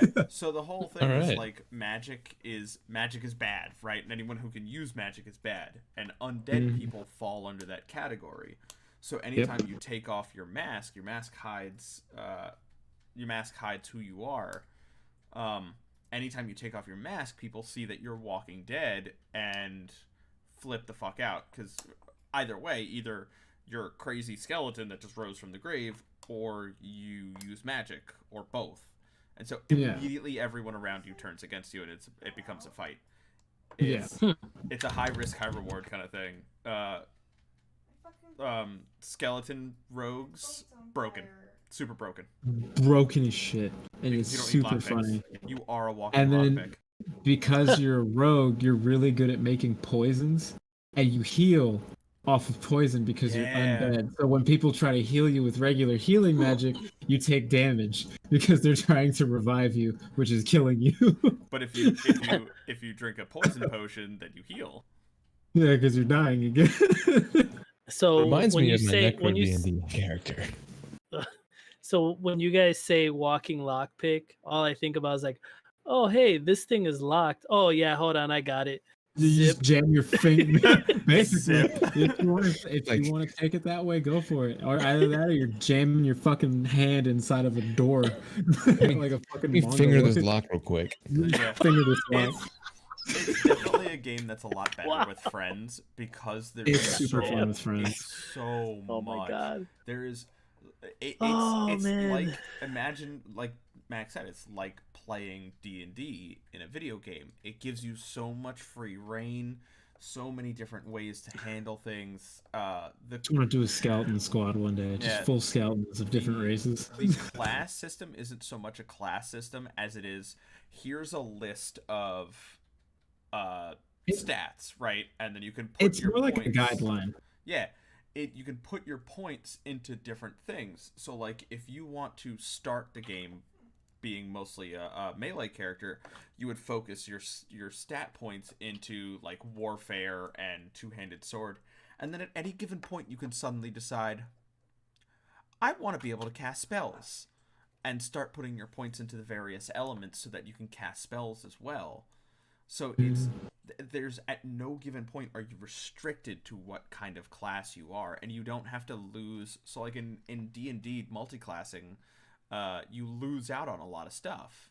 Like there's a lot of benefits that you lose out on when you multi-class, but because this is so open, there's nothing that you lose out on. You can very easily be a full armored, two-handed weapon monstrosity of a human being that smacks the shit out of people with his sword and then next turn throws a fireball. And there's no drawback. Okay. It can get I'm not gonna lie, it can get a little tiring because there's just so fucking much. Yeah, like it's a good game to play in decent sessions with your friends, Yeah. but doing a long sit down of it. And don't play it while you're tired, because especially you just won't care. Yeah, and then there are going to be points in the game, difficulty-wise, where it will tire you out if you keep trying. Don't like. Yeah, I you recommend, can get burnt out in spots. I'd say give it like 4 or 5 tries at most. Yeah, but there's and then after that, just fucking take a break. Yeah, there's also there's a lot of strategy in the combat. You know, your placement. Friendly fire is on all the time. Yeah, at all times. At all times. So you have. I've been blown up many a time by egg here. Like straight up to fucking fiery explosion. My favorite thing to do is oil grounds. So you just like throw oil or use skills that'll leave oil spills behind, and then blow it up. Just throw a fireball on it and just, all right, cool. Now everything that was on that oil explodes and is on fire. Have fun. Oh, I had friendly units over there? I don't care. They're on fire too now. Yeah, and then... Oh, that sounds like me. Yeah, and then here's the thing. If you are an undead like me and you're sitting in poison and someone like Egg decides, oh, blow that up, it counts as a giant fuck-off explosion. Oh, yeah, poison clouds ignite. So it's really cool. A lot of the ground effects can be set off by different things. So, like, if there's a poison cloud, you can ignite the poison cloud and cause a huge explosion. If there's, like, a big old puddle on the ground, you can shock the puddle and electrify whoever's standing in the puddle. So it's really or cool. you could heat it up and turn it into a steam to hide yourself. Can heat it up and turn it into steam to hide yourself. So it's kind of a really cool mechanics that allow you to change the environment based on what's around you. There's also a really cool strategy. You can pick up and move like boxes and chests and stuff. So there's a strategy where you throw a bunch of shit into a chest to make the chest really heavy, and then upgrade your strength and your levitate ability, which is your ability to move things, and just throw treasure chests at people. And that's how you kill them. Literally a fucking solid block of just you just fucking pick up everything the you can chest find and move it. And the sheer weight of the chest alone deals damage to people. I cast treasure. It's a strategy. It's a weird one, but it works. It's a good game to just like be creative with, turn-based wise. It's also got a campaign creator, as well as customize campaigns entirely. A lot of modded stuff from the community that you can throw. So like whole entire campaigns have been made by people that have been thrown up in Steam Workshop. It's a lot of fun. It's definitely better with friends. It feels like it was made to be able to play with your friends. So, all right. So, not gonna lie, here, I did use Google for this process as well. You know, during while we were picking our games. Yeah. And I kept seeing Divinity: Original Sin. Yes. As being one of the best. The first one I didn't enjoy as much as the second one. The first one's fun, but it's nowhere near as good because there's not as much as you can do as far as like character creation. It's a little more linear. I mean, there's still a lot you can do, but the first one is like, this is your path that you are supposed to be on. Whereas the second one is just like, this is what you need to do. But go fucking crazy. Go. Figure out how you're gonna do it, because there's like, it's like one of the very first missions. You're thrown in prison, and it's like your goal is escape prison.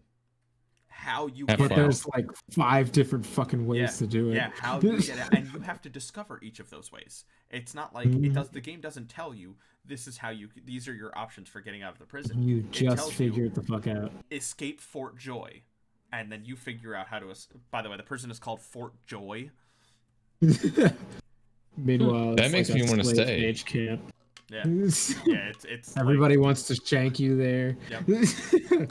Even the nice there are children there who are missing. Parents who are fucking sad because their kids are missing. Kids who are missing their parents. Yeah, it's drug addicts. joy. So I don't fucking get it. if you can scrounge together 3 friends to go crazy in that game, because like there have been moments where you don't have to be on the same screen as each other. You can be in way different places. You can fuck off in different directions. There have been times where Mac and I were playing, where he'll be off doing his own thing, and all of a sudden he sees health bars start going down, and he's like, "Egg, what are you doing?" And I'm like, "Oh, I'm just killing a bunch of people. I'm just in a huge fight. You might want to get over here. I think I'm gonna need your help." And he gets over, and I'm like fighting half the fucking camp. Yeah. Because why not? Set people on fire. Yeah. Yeah. Okay. So that's Divinity Original Sin 2. Now we Yeah, talk it's a about fucking crazy game. Persona 4. I have nothing to say about this. In my opinion, the best out of the Persona series. What do you? You Yes. probably shouldn't have hyped up Original Sin so much, so Why? hard. Because I'm already sold before you even started anything on Persona. Have you not played Persona 4? I haven't played any of the Personas. Corey, have you not played Persona 4? I know Guys. about the Persona games, but I Oh. don't. Yeah, so it's I mean, before have you you even played start 5? talking. Yeah, I have 5. Okay, have you played it? Yeah. Okay. Yeah, I know what have you Persona is played about. 5? None, any of them, no. Okay, so Well, as I got older, I have a lot less time to play RPGs. So okay, so yeah, it's sad because I really love them. I just don't have enough time. so Persona 4, Is that the one you fight Santa on Christmas? I don't think so. I think it's 3. Okay. So you do fight Santa on Christmas. I think so. Fuck yes. I don't remember. It's fucking awesome. I think. I don't remember. Don't quote me on that. So Oh my Persona God. 4 is so you play a high school student. It's a super Japanese RPG, by the way. You can Yeah. see it in all of the enemy characters, the storyline. You play a high school student who has to transfer out to his uncle's house in a tiny village. It's not a village. It's a small town. You're from the big town. You transfer to the small town. Okay. And murders start happening in this small town, but nobody understands how it happens. Essentially, you go into a television and find a whole nother world inside your television, and then you learn how to unleash your persona, your inner person, the person, yeah, the person shoot behind themselves. the person. I think I don't remember which one you shoot yourself in, but it's not in. Oh, sorry, my soundboarding is apparently coming off the wall. I know in 5 you rip off your mask. Yeah. In 4 you confront your inner person, like the person that you view yourself as, or all the negatives that you see in yourself. Yeah. You have to slap them. You have to fight your inner self before your characters have to fight their inner self before they can unleash their persona. And Stupid. yeah. And it's like just that's what their main method of fighting is. And your entire cast is high school students as you're trying to solve the murder or solve who's behind the murders. And you figure out that whoever it is using this world inside the TV. And so you have to, and you go through, like it spans in-game time, and every day you have to do different things. You can upgrade your social links with your confidants. It's your party members, but also the people around you. So like you build this relationship, and you get things for building these relationships, right? Like it's not just here's a thing to do for the sake of doing it, right? Like if you build your relationship with your party members, you have better in-game options, or in-battle options rather.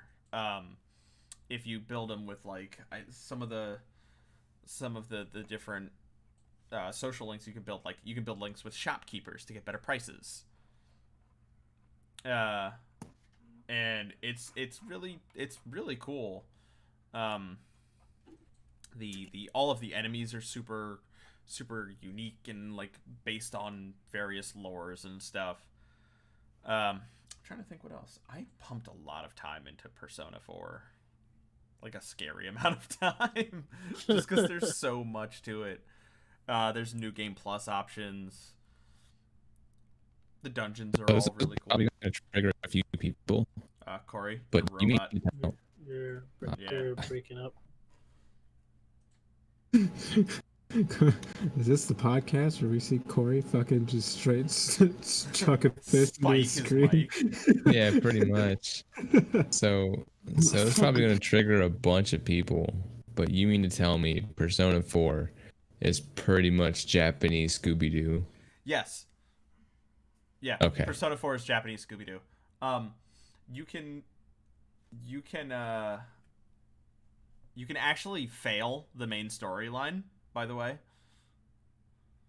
You can screw up and because you have to figure out who the murderer is, like who the person killing all these people is, and if you don't figure it out, and it's not super obvious. To some people it might be, but it's not super obvious as to who it is. It's Santa Claus. It's Santa Claus. Spoiler alert, it's Santa Claus. It's Santa Claus. I will not spoil it because for anyone who likes RPGs, like Super JRPGs, if you haven't gotten into the Persona series, you should, because they're all really, really good. But you can fail it. You can also, I think there's like 3 different endings.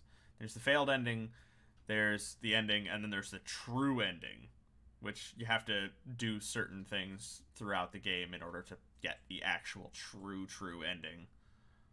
I mean, how much of a spoiler is it? It was PS2, right? Yeah, but I didn't see it coming, and I was like shocked when the outcome happened, and I don't want to ruin that for anyone. It's like the song says, you never see it coming. Yep. I don't want to ruin that because, like, if you decide, hey, I want to play Persona 4, I don't want to ruin the outcome for you. Because, like I said, you can fail the main storyline by not properly figuring out who it is. And I don't want to just give it to you. Oh, I see. So you don't actually fight Santa. You just fight Satan, which if you jumble the letters around, Satan is Santa and vice versa. I don't know. Well played, Persona. Well played. Yeah. Pokemon. Well played, Pokemon. Pokemon 5. I was gonna say Pokegirl, but no. Well played, Persona. Well played. The battle system in Persona 4, enemies have weaknesses, and you can play off of that. And then if you down them, wait, I know that was in Persona 5. I don't remember if that was in Persona 4 or not. Yeah, it was. If you down them, you can then get an extra turn for that character who did it, and then you can just keep downing your opponents and then beat the shit out of them in an all-out attack. Is this one coming off the wall too? It is. Oh, that's not good. Hey, get some crazy glue. Yeah, I know. Shit's crazy. It works. It's so crazy because it works. I love the Persona series. There's a very small part of me that isn't on the inside that likes the Persona series better than Final Fantasy as far as JRPGs go. The dungeon crawling elements are really cool. The story, like, I get lost in it. I've played Persona 4. I've played through the story maybe 3 or 4 times, and I still get lost in the storyline. Of course, you can form a relationship with with a party member to the point where you can romance them. And in Persona 5, it has really cool romance options, because you can romance your teacher. But that's Persona 5. Yeah, I'm torn between these 2 games because of how much I like both of them. And just, it's 2 totally different styles of RPGs that I'm going to let you guys vote first, because that's what I normally do. So, Mac, although I didn't think I know what your answer is. Yeah, of course, fucking Divinity. Lancer? Fucking love Divinity.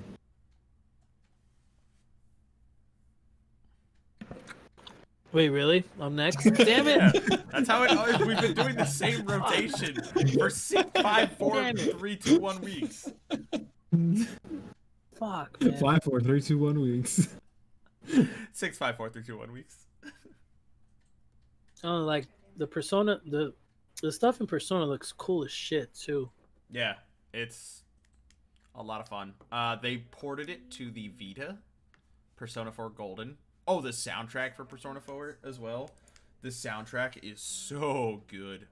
The soundtracks are good. I've heard them plenty of times too. Sometimes when I open the bar, I like to, or when I used to open the bar at work, because I don't do that anymore because the bar's not currently open.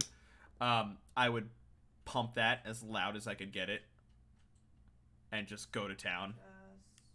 Get stuff done in like half an hour. Stuff that would normally take me an hour and 15 minutes.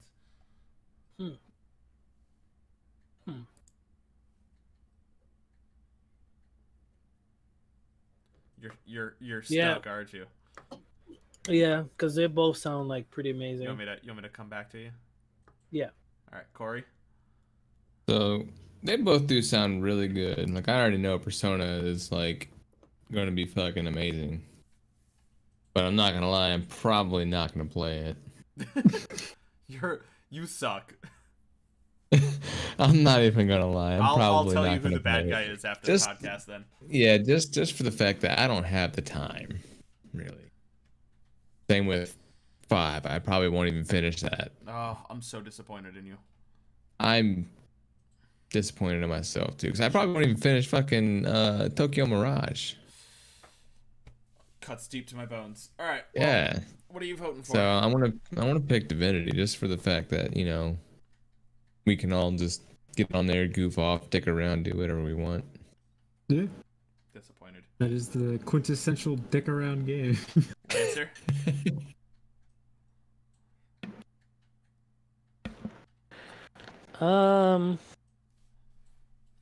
Fuck. I'm voting Good for answer. Persona 4. Out of the two games, I like Persona better. I like both games, but I like Persona better. All right, Persona 4. Are you doing it just to make a tiebreaker? You're such a dick. All right.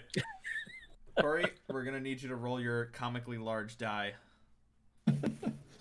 What's what? So we've got Persona 4 is going to be our odds, and Divinity Original Sin 2 is going to be the evens. All right. We get a European RPG to go through. He dropped it. Did he really? How do you It's drop on a 2. neon green? It's on what? 2. 2? All right, Divinity Original Sin 2 it is. Yeah, appropriate number 2. Yeah. So our first Western RPG finally makes it to the bracket. Well, the way people could describe them, they describe them as you've got the JRPG and then you have the quote unquote European RPG because that's where the big that's where a lot of them come detailed RPGs started. Okay, so our next matchup on the bracket, Final Fantasy Tactics against Indivisible. Fuck yeah, Indivisible! I love that game so goddamn much. Yes. I know Indivisible is a Mac choice. I don't. So, it's not a normal turn-based game. It is made by the same people who made the fighting game Skullgirls. But it's like a mixture of turn-based and fighting at the same time. Where you set up your party of 4. They all have their own respective buttons, to do certain combos, and you actually have to input combos to use their spells and different stuff and moves and shit. And you have to manage them appropriately and block at certain times and do all this crazy shit. And it's fucking awesome. Because it's not one of those games that you're just allowed to sit there and watch the screen. You have to be paying attention at all times because the enemies will not hesitate to plow your face out through your ass. And it's also a platforming game in the exploration bits. Like most turn-based games that have exploration, you can attack the enemy first when you see them on screen to get the advantage on them, or they can attack you, vice versa. And they get the extra hit on you. Every character in that game is unique, and you can build relationships with them in order to improve their status and party. And I think right now I can tell you that my party is running the shield bearer who just absolutely fucking wombo combos motherfuckers in the mouth. I know I of course have Ajna, who's like the main character. I have the healer. I can't remember her name for the life of me, but she's like a water deity who just acts like a mom. And then I think I have, what was the last one? Shit. Okay. I have the hunter. I'm looking at a list of the characters. So apparently one of them is just a big dog. Yeah. Hold on. There's two that I really need to point out because of how comical they look. Okay. So there's Kushi and Alton, which are a combo character. It is a dwarf looking person with a massively large bird resting on her arm. She has the greatest air combos if you know how to use her. The bird is twice the size of the character itself. It's fucking hilarious. Okay. And then there's another character named Jan, who is this much torso and this much legs. She has no torso. She's the tallest character out of all of them based on what I'm looking at, and it is all in her legs.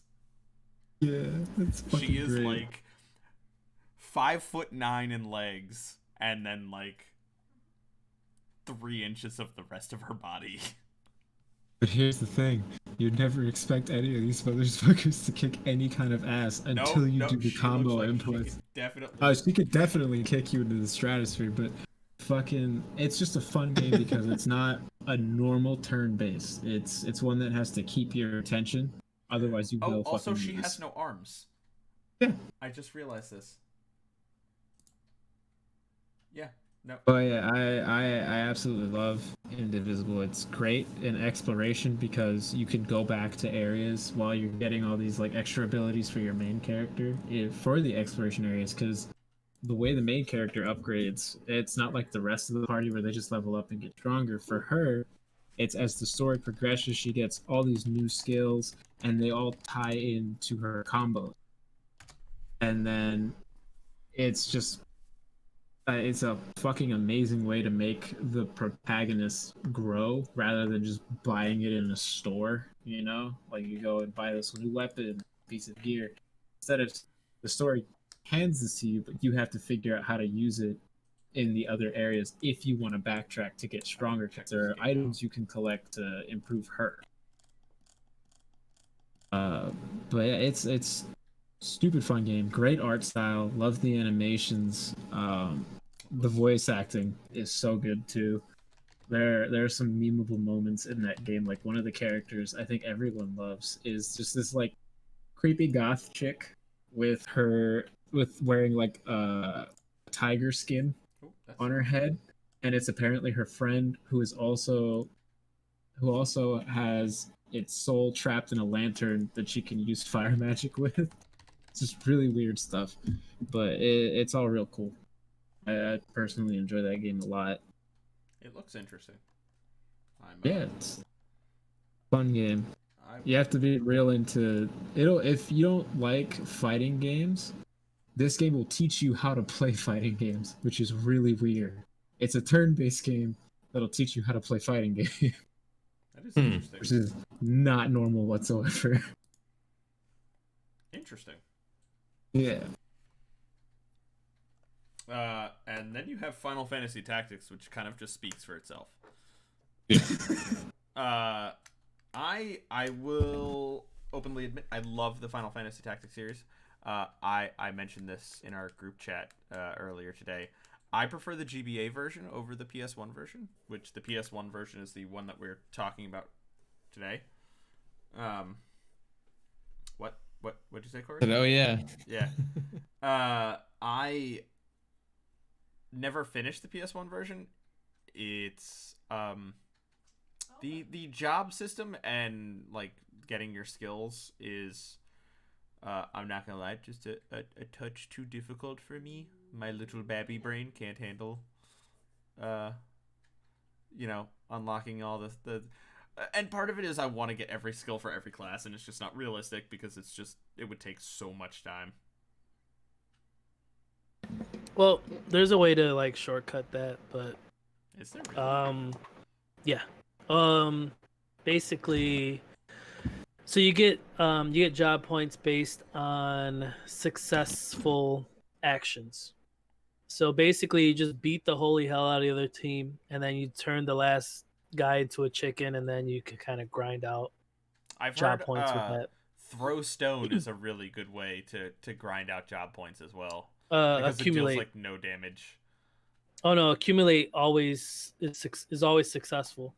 Oh. So you could just do accumulate as a squire, as a secondary ability, and you can rank up whatever class you want really fast doing that. But so that being said, I mean there's other silly shit you could do in that game, shenanigans and whatnot. But the story's great. All the classes you have access to per character. Now you mentioned there was more classes available in Tactics Advance, but in Tactics you actually have access to all of them at once. This is true. Whichever character. So like humans only had 11 in Tactics Advance. The other classes had like 7 and 8 or something like that. So those characters were more limited. There were less combinations you could do. Also, they had like special classes for just specific characters. Like Orlando had the all sword skill, so he had all the sword skills. Yeah. And then you had like the different swordsmen had different sword abilities. Oh man, weren't there like super hidden characters in Final Fantasy Tactics? Yeah, you could get like Cloud and which his class was shit, but you could get Cloud. You could get there's a couple other ones, but they were like mostly swordsmen. The other one like Melia Duel and Beowulf, guys like that. Yeah, I don't know. Tactics was I don't know. There's something about Tactics that I never could. I loved I love Tactics style RPG games.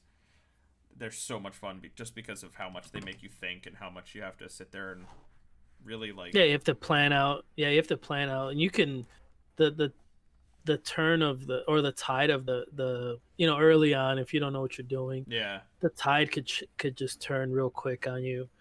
I remember having to start over on this game because I had a dead game against the first Zodiac boss. I like dead gamed right there because I didn't know what the hell I was doing. I was just kind of going through it, and then I was like, yeah, it's a dead game. I had to start over because you save. I saved like to at a point where I couldn't go back and level up. Mm-hmm. So save right before the fight. Yeah, I saved right before the fight, which was like not smart. Yeah, no. I learned that lesson. I lost like 30 hours there. But back then I had all the time. I had so much time back then. Yeah. It's, from what I put a lot. The story's not super like convoluted either. As far as a Final Fantasy game goes, the story is pretty straightforward. It's pretty straightforward. You have some deception and some betrayal and stuff like that, but there's basically Ramza and forget the other guy's name. Curse your sudden but inevitable betrayal. But they wanted the same thing, but they both went 2 different paths to get where they wanted. Yeah. And the Ramza's friend, he did all the shady shit. In the end, the game's old enough already. Oh yeah, the game's super old. 97. Yeah.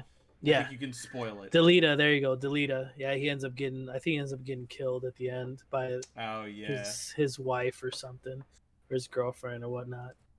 But the game is just, I don't know, man, it's so good. I can still pick that up and play it. I wouldn't recommend playing like the ports because the ports they're laggy as shit for some reason. But the original is fine. It still holds up too. For a PS1 game, it looks really nice.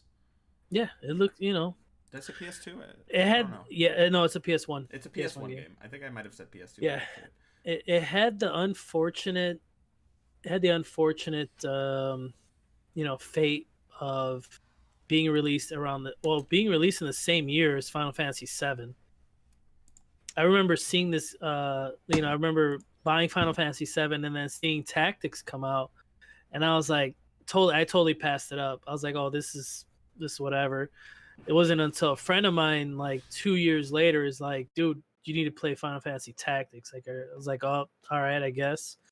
Borrowed it from him. Oh my god, it was so good. I like missed out. I was just like, how did I miss out on this game? 2 years ago, or whatever. But eventually, you could do some really silly shit where there was this thing called a calculator. You could actually, like, if you knew how to manipulate the charge time system and all that, you could actually end matches pretty fast. But that was just like dumb end game shit. Yeah, that was just it's a mathematical class or whatever. And if you knew what you were doing, if you knew the game pretty well, you could actually tear the game apart, just like the whole all the enemies, and just it's like, yeah, game that's over. it. Next. Yeah, it's pretty. Yeah, once you have that, the game is kind of busted. But when you play the game the way it was intended to, it's a great game. It's I had a lot of fun with it. Yeah, I love those strategy style games. Fire Emblem, I feel like it had when I played the Game Boy Advance ones, and it felt like there was something missing from them. I don't know, maybe because I played Tactics first, and I didn't play Tactics Advance first. Maybe I played that first. Might have seen what you guys saw. Yeah. But I mean, I think it's well known that that the original Tactics is the best one, but oh yeah, definitely opinions. The story in Tactics Advance is just silly. It's meant to be goofy and childish, but I like both of them. Tactics as like an overall package is what you're saying. Yeah, it's pretty solid fucking game. But I mean, it's a good game. It's tough. It's not as unforgiving as other tactics games can be.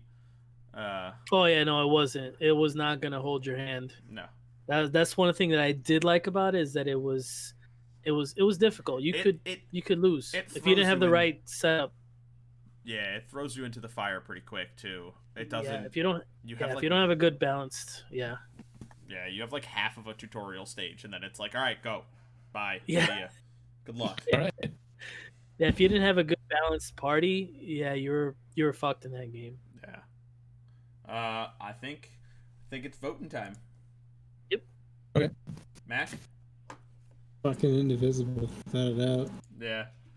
Lancer? Tactics. Well, thank you. Corey?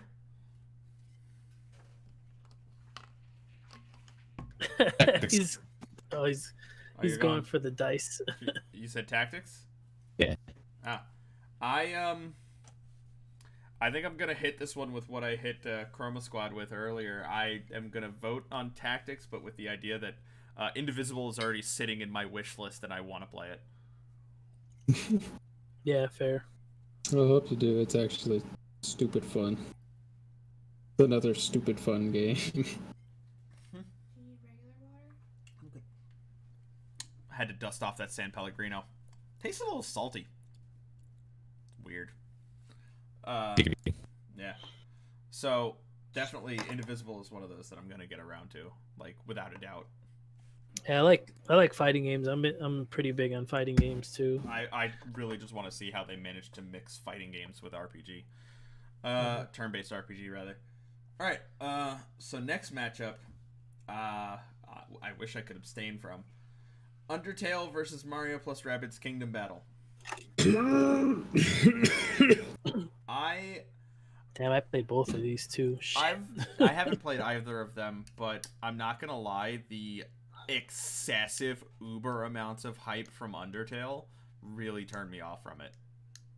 I played it, and it does not deserve the hype that it gets. It's a fun game, but I'm not gonna say it's this super amazing masterpiece that people want it to be. I think it was more just look at all the cute art with all the cute story. I'm gonna hype it the fuck up on Twitter, Tumblr, mostly Tumblr. And it's just like it's an okay game. It is fun.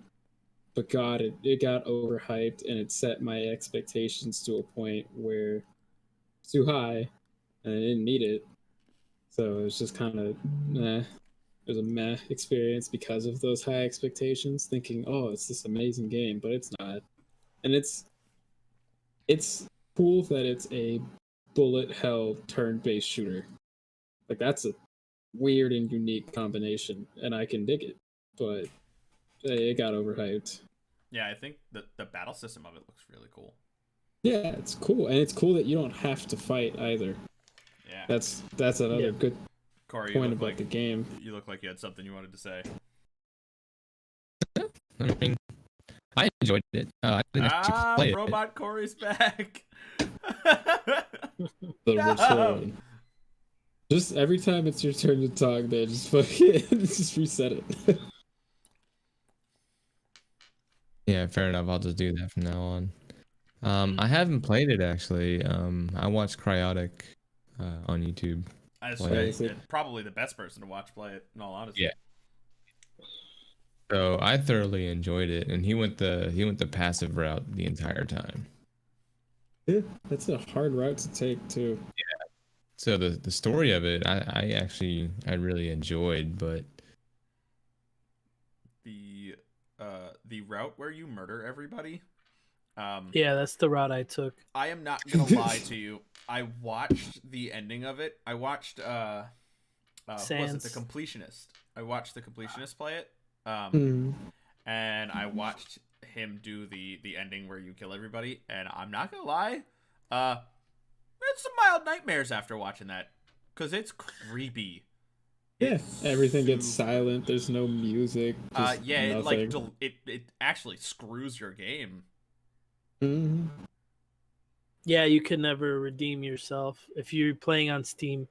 Yeah, on a Steam copy, you could never redeem your character. Totally destroys your game. It's super creepy. Which is like very. I mean, what game has done that? You know, that's very unique. Very unique thing. You literally would have to play as a, totally different account and just do pacifist, which I'm guessing is the real ending. Yeah, right? I think the pacifist route is the real route. The pacifist route is the real one. Yeah. You could play it different ways. You could play, neutral. You could play pacifist. You can, if you're a glutton for punishment, you could play, genocide murder run. Hobo. Yep, just murder everything. And the game knows that you're going for that, so it'll, like, after a while, it knows this is what you're doing, so it'll let you know you still have enemies in this area you have to kill and stuff. It's kind of cool, self-aware. Yeah. The game does break some fourth walls and stuff like that. Mm-hmm. I can see Mac's point that the game was super overhyped. Yeah. I could totally agree with that. I agree with that. Hype it can totally do great things up until a point, and then it's just like I'm sick and tired of hearing about it. Yeah, it's just too much hype. But now that all the hype has pretty much died out, not died off, but it's kind of quieted down a bit. Now we could look at the game objectively. What the game did, I mean, I feel like it did very unique. Yeah, very unique stuff. I think, it's a good game. All the hype aside, it's still a good game. Like, overall, objectively, I like what they did with the combat system. Like Max said, the whole bullet hell is really cool. Yeah, very interesting combination of game mechanics, for sure. It's going up against Mario Rabbids Kingdom, though. Backhead Simulator. I'm sorry, what? As far as you want to talk crazy mashups, this is probably one of the most ridiculous mashups I think I've ever seen. The most unneeded mashup. Yeah, but it works. And that's with the an worst XCOM style combat, like, who would have thought that you could bring the simplicity of Mario to the frustrating bang your head against the wall about percentages combat style of XCOM? I fucking hate that. I hate that game is so good. And it's only because of the rabbits. It looks Fucking so despise those creepy fuckheads. Rabid Peach, I just want Rabid Peach on my team. That's it. Just Rabid Peach is savage as fuck. She's the best. Sassy, savage bitch. One of the bosses dude, where you beat Rabid, was it Rabid Donkey Kong? Yeah. I think that was the one you selfie with. The selfies, the selfies, yes. They're like, no, don't do it. And then she's just standing there over the blocks. It's just like, and he's just like falling. He's like, oh. And then she just snap. And he's like further down, snap. And then he gets closer, snap. And then he's back. It's like, how? It's the rabbits, dude. They're fucking just like the game, because Mario is already a cartoony franchise. They just took that cartooniness and cranked it up to like 97 by adding those little crackhead fucks. Yeah, I feel like the rabbits kind of balance that out, though. Like the fact that they're so fucking crazy and so loony, it balances out the innocence of the Mario, the whole Mario thing in that game. It balances it out pretty good. It gives way. You went robot-y there, Corey. Bro, you might as well turn the voice meter off and use your mic normally. Yeah. I'm surprised I haven't run into this issue. I don't know. I stopped using it. I mean that in a place of love, man. All right. Let's wait for Corey to get his mic up and running again so we can. All right. Yes. Oh, okay, go. All right. So I think that's one of the most unique battle aspects, like the fact that you can just straight up go to the person and slide under them and fuck them up from underneath, and then jump on them, and then jump on the next person, and then jump on the next person. I think that's pretty, and then you still get to fucking shoot them. Yeah. I think it's really cool that they didn't just take the XCOM style, right? It's like the battle system is very similar to XCOM, where it's you have your field, you have your limited amount of movement, and you have you can duck behind cover, and you have your percentage based attacks, and they took it and they kind of made it better. Like they kind of made better XCOM because they added things that you can do, like they added that maneuverability of being able to like slide around and bounce around, and it wouldn't fit very well in XCOM, but it's perfect for the setting that it's in. Yeah. Because like I would love to add something like a shoulder check into XCOM, where you.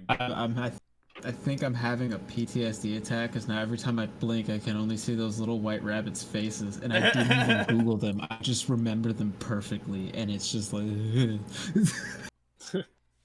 they're in my mind. I still remember the TV show. Oh man, those things are great. Fucking TV show, man. So, is there anything else anyone wants to add about either game? I don't think there's any more. Yeah, I was just a real quick point that Mario Rabbids Kingdom, it's a lot more challenging than it looks on the surface. I mean, you can just get by, but if you want like really high rankings, you really need to know your shit. So I guess the game kind of rewards you for Okay. You know, like really That's good to delving know. into it. It does look very But simple yeah, on the outside. it does. Yeah, but it's more complicated than it seems. Also, apparently, Lancer, you're not allowed to like Rabbid Peach because you don't like Peach. No, that's exactly why I like Rabbid Peach. Yo, fuck She's Peach. not Peach. Yeah, because Peach is fuck Peach. Daisy gang. Peach is a fucking Daisy cock gang. tease. Fuck her. Yeah. Daisy gang. She got Hey, her whole image changed for me in Mario Odyssey. she got a dumpster booty and she's such a tease. She is definitely a cock tease. So Yeah, so you Anywho, go with fuck Daisy Peach. because you know Luigi be smashing that shit every night. I know Mario over there being Luigi sad. and Bummer. Bowser. Luigi and Bowser getting it in. Yesterday, I will take things that make you go for 500, please. That Hey, ain't where you think right. all the Koopa kids came from, man? That just ain't right. All right, Mac, what are you voting for? Mario and Rabbids. Well, that's As just much- nasty. Lancer? As good as Undertale is. Yeah, you know what's I put Undertale on this list. I like Mario Rabbids more than Undertale. So I'm gonna go with Mario Rabbids Kingdom. Thank God there aren't any Tumblr veterans in here. Corey? Mario and Rabbids. Yeah, I have to go with. I haven't played it yet. I want to play it so bad. Hey, our first landslide. 4-0 on the bracket. Ooh. Fuck you, Undertale. Thank you, Undertale. Wow. Hey, fuck you, buddy. All right, time for our next matchup. We have XCOM against Legend of Dragoon. I already got my vote. I know where Corey's going to go with this. Yeah. Legend of Dragoon was PS1. I don't even know. You know, you had to go and your character. The characters are dragoons, and they inhabit the spirit of the dragons, and you can like bust it out and do some sick ass moves. And you had to get everybody's I don't actually remember the story that well. So the whole story of it was, there was a big war. Somebody was trying to get like the divine power, pretty much, like all the powers of the dragoons combined. Yeah. And like the powers of the dragoons were like lost for years. And the main character named Dart, him and his childhood friend are dragoons. Spoiler alert. For a game that came out in 2000, actually it came out in 2000. Wow. Yeah, but it wasn't revealed that Dart was a dragoon, just his childhood friend, and so she was taken away, and then essentially you're going to save her, and then you find out more about the story that, oh hey, they're releasing the fucking divine dragon or whatever the fucking gonna destroy the world pretty much, essentially. And it had one of the more unique turnstile. It's not like your typical, okay, I'm going to attack, and they attack. No, you have combo moves. So you press X at certain points. Yeah. And it's not rhythm. It's based on the attack when you itself. hit. Yeah. So the way it works is you have your attack command and then your magic command. So you have, you can cast magic. Your attack command is based on whatever skill you have selected in the menu. Some of them have multiple different numbers of hits. So like some had 3, some had 5, some had, when your combo started, there would be a solid square in the middle of the screen. And then you saw this square rotate down to it. And the idea is, in order to complete the combo and move on to the next move, you have to time it perfectly so that the squares were right on top of each other. And it timed with the actual like animation of the combo. So like there's a guy with a spear who spins in a circle with the spear, and it's really rapid because he's spinning kind of, decently fast with the spear. So every time the spear connects, it's like you have to, the first one's kind of slow, and then he starts spinning, and it's like boom, boom, boom, boom. And if you miss it once, then the combo ends. Poor Lavitz. Oh yeah, that's the dude with the spear, right? Yeah. That's a pretty cool. Like halfway through. Yeah. Oh yeah. Not even halfway through. Damn, that's a pretty cool way to keep you engaged when you're playing this kind of game, because other entries in the genre, you basically just say, okay, you do this, you do this, you do this, you do this, and then you walk up, you go fucking make a sandwich, and then come back when Knights of the Round's over or something. Right. But yeah, the fact that you have to like stay engaged during combat, it's pretty interesting. Yeah. Yeah. You said this game came out in 2000? In 2000. Graphically, it does not hold up very well. Yeah, it's polygon, right? The in combat graphics look nice. It's kind of one of those PS1 games, much like Final Fantasy VII was, where the in-game looks nice. The out-of-game graphics are horrendous. It is gross. Polygons. In-game, what do you expect? They're trying to do something better with the PlayStation, but it had its limitations. Game, by the way. Yeah, this was 4-disc. I have all 4-disc. It's very interesting. The battle system is super unique. I haven't seen anything like it to this day. And on top of that, each attack pretty much has a certain value of points you gain back for your Dragoon level. Yes. So, like, if you're doing a short combo, one attack will give you more points. If you're doing a long combo, one attack will give you less points, but in the end, you will deal more damage. Yeah. So that's kind of the trade-off. And then you can level them up, too. If you successfully completed the combo enough, you can level up the combo and make it stronger. Yep. And then if everyone has their like Dragoon levels maxed out, somebody, any one of the three, can pretty much do the special. Where all three of you, pretty much bring out your fucking powers, and then the background goes, does whatever fucking color, whichever one does it. So say the red one does it, and you decide to do a regular attack with the red one. Well, he's automatically maxed out on the attack. So it's kind of the same thing where there's like a circle and it goes around and around. You press X until, you max it out. Well, if you do the special thing, he's automatically maxed out and just goes ham.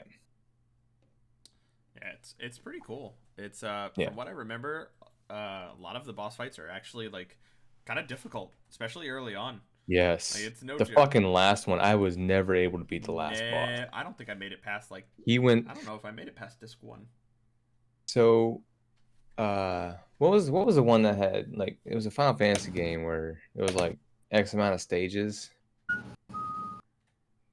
Oh, Sephiroth. 7. Yeah, he had the 2 stages at the end. Yeah. This motherfucker had like 5. Did it fight him 5 times? Yeah, the last boss in Legend of Dragoon had like 5 fucking stages. Why? That's just silly. And you have the power of the Divine Dragon. Damn, 5 forms. Yeah, and I still couldn't whoop his ass. Jeez. And this is going up against XCOM. Sorry, XCOM. I don't know. Yeah, I got nothing for XCOM. It's just the game of percentages. It's percentage the game. It's literally just hoping that the people on your team aren't brain dead morons and chuck the grenade at their own feet and then panic and then run away when they see their teammate get fucking abducted by a snake woman. Yeah, so XCOM is about alien invasion and fending off the alien invasion. And you play like one of the last available commanders on planet Earth.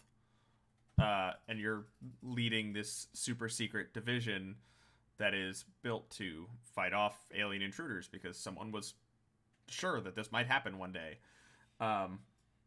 And the division is called XCOM. And there's it's a strategy tactical style RPG. But the battles are without the grid. So like Tactics has like the grid, and you have your specific number of squares you can move. This is just, here's the map. So like it might be a street, and there's some some convenience stores and stuff. So it drops you in, and you're on the street, and your units have a specific distance that they can move, and you use your turns moving around. You can take cover behind things. Some things only give you half cover, some give you full cover. And for your characters, I want to say there's like 3 or 4 different classes. I think there's 4, right? Mac? Oh no, sorry. I don't know. I assume you've played XCOM, right? Yeah, I played XCOM. There's snipers, medics, the usual tactical classes. The medic, the heavy gunner, and the assault character. The assault character, you can even build an assault character one of 2 different ways. So it's kind of like you have 5 classes. You can have them with assault rifles or CQC with shotguns. If you've ever wanted to throw yourself into a wall while playing video games, XCOM is the game for you. Because never have I seen a person literally stand right in front of somebody with a shotgun pointed at their chest and miss. I shit you not, 98% chance of hitting, and I missed. And I died the next turn. I think most of the fun that comes out of XCOM is just how ridiculously funny you can get fucked over by the percent. Like, just like, I've seen some shit like that would make you go, how? And just, how did you do? Are you blind and deaf and or don't have hands? Like, and it's just, it's funny. You'll laugh at it. You won't be too mad. You'll laugh at it. But after like the 3rd time failing the mission because of that one party member, you'll be like, okay. I'm getting frustrated. You'll be like, fuck this guy. I have never thrown a controller while playing a video game until I played XCOM. Well, that doesn't do much for selling me on it. No, but it's such a fun game, though. I mean, I have thrown controllers, not out of rage, but I have thrown controllers. What I would recommend, play the new spin-off that just came out, which takes place after Earth is like quote unquote liberated from aliens, but instead they're all living together now, because they turned it into a buddy cop story where you've got aliens and humans working together in a special task force that deals with all the illegal shit that aliens and humans are doing together, and it's funny stuff. Like, that one I would recommend playing if you want to get into an XCOM game. But the first 2 XCOMs, yes, are classics, but both are kind of aggravating as fuck. I see, but unlike Darkest Dungeon, where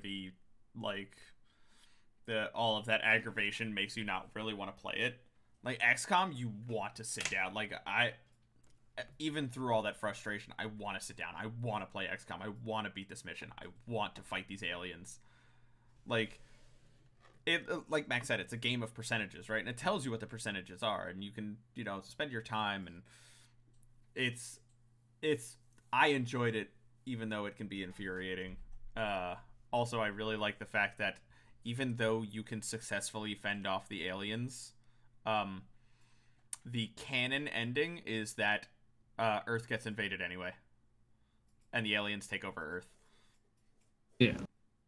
So even if you win, you lose. When it comes to like alien invasions, I would rather play Saints Row 4. That game is. Oh, did you see that Saints Row 3 is getting remastered? Not and it looks infinitely better. It does. All right. I guess it's voting time. Mac. Voting against my own fucking game. As much as I love XCOM, Legends of Dragoon sounds more fun.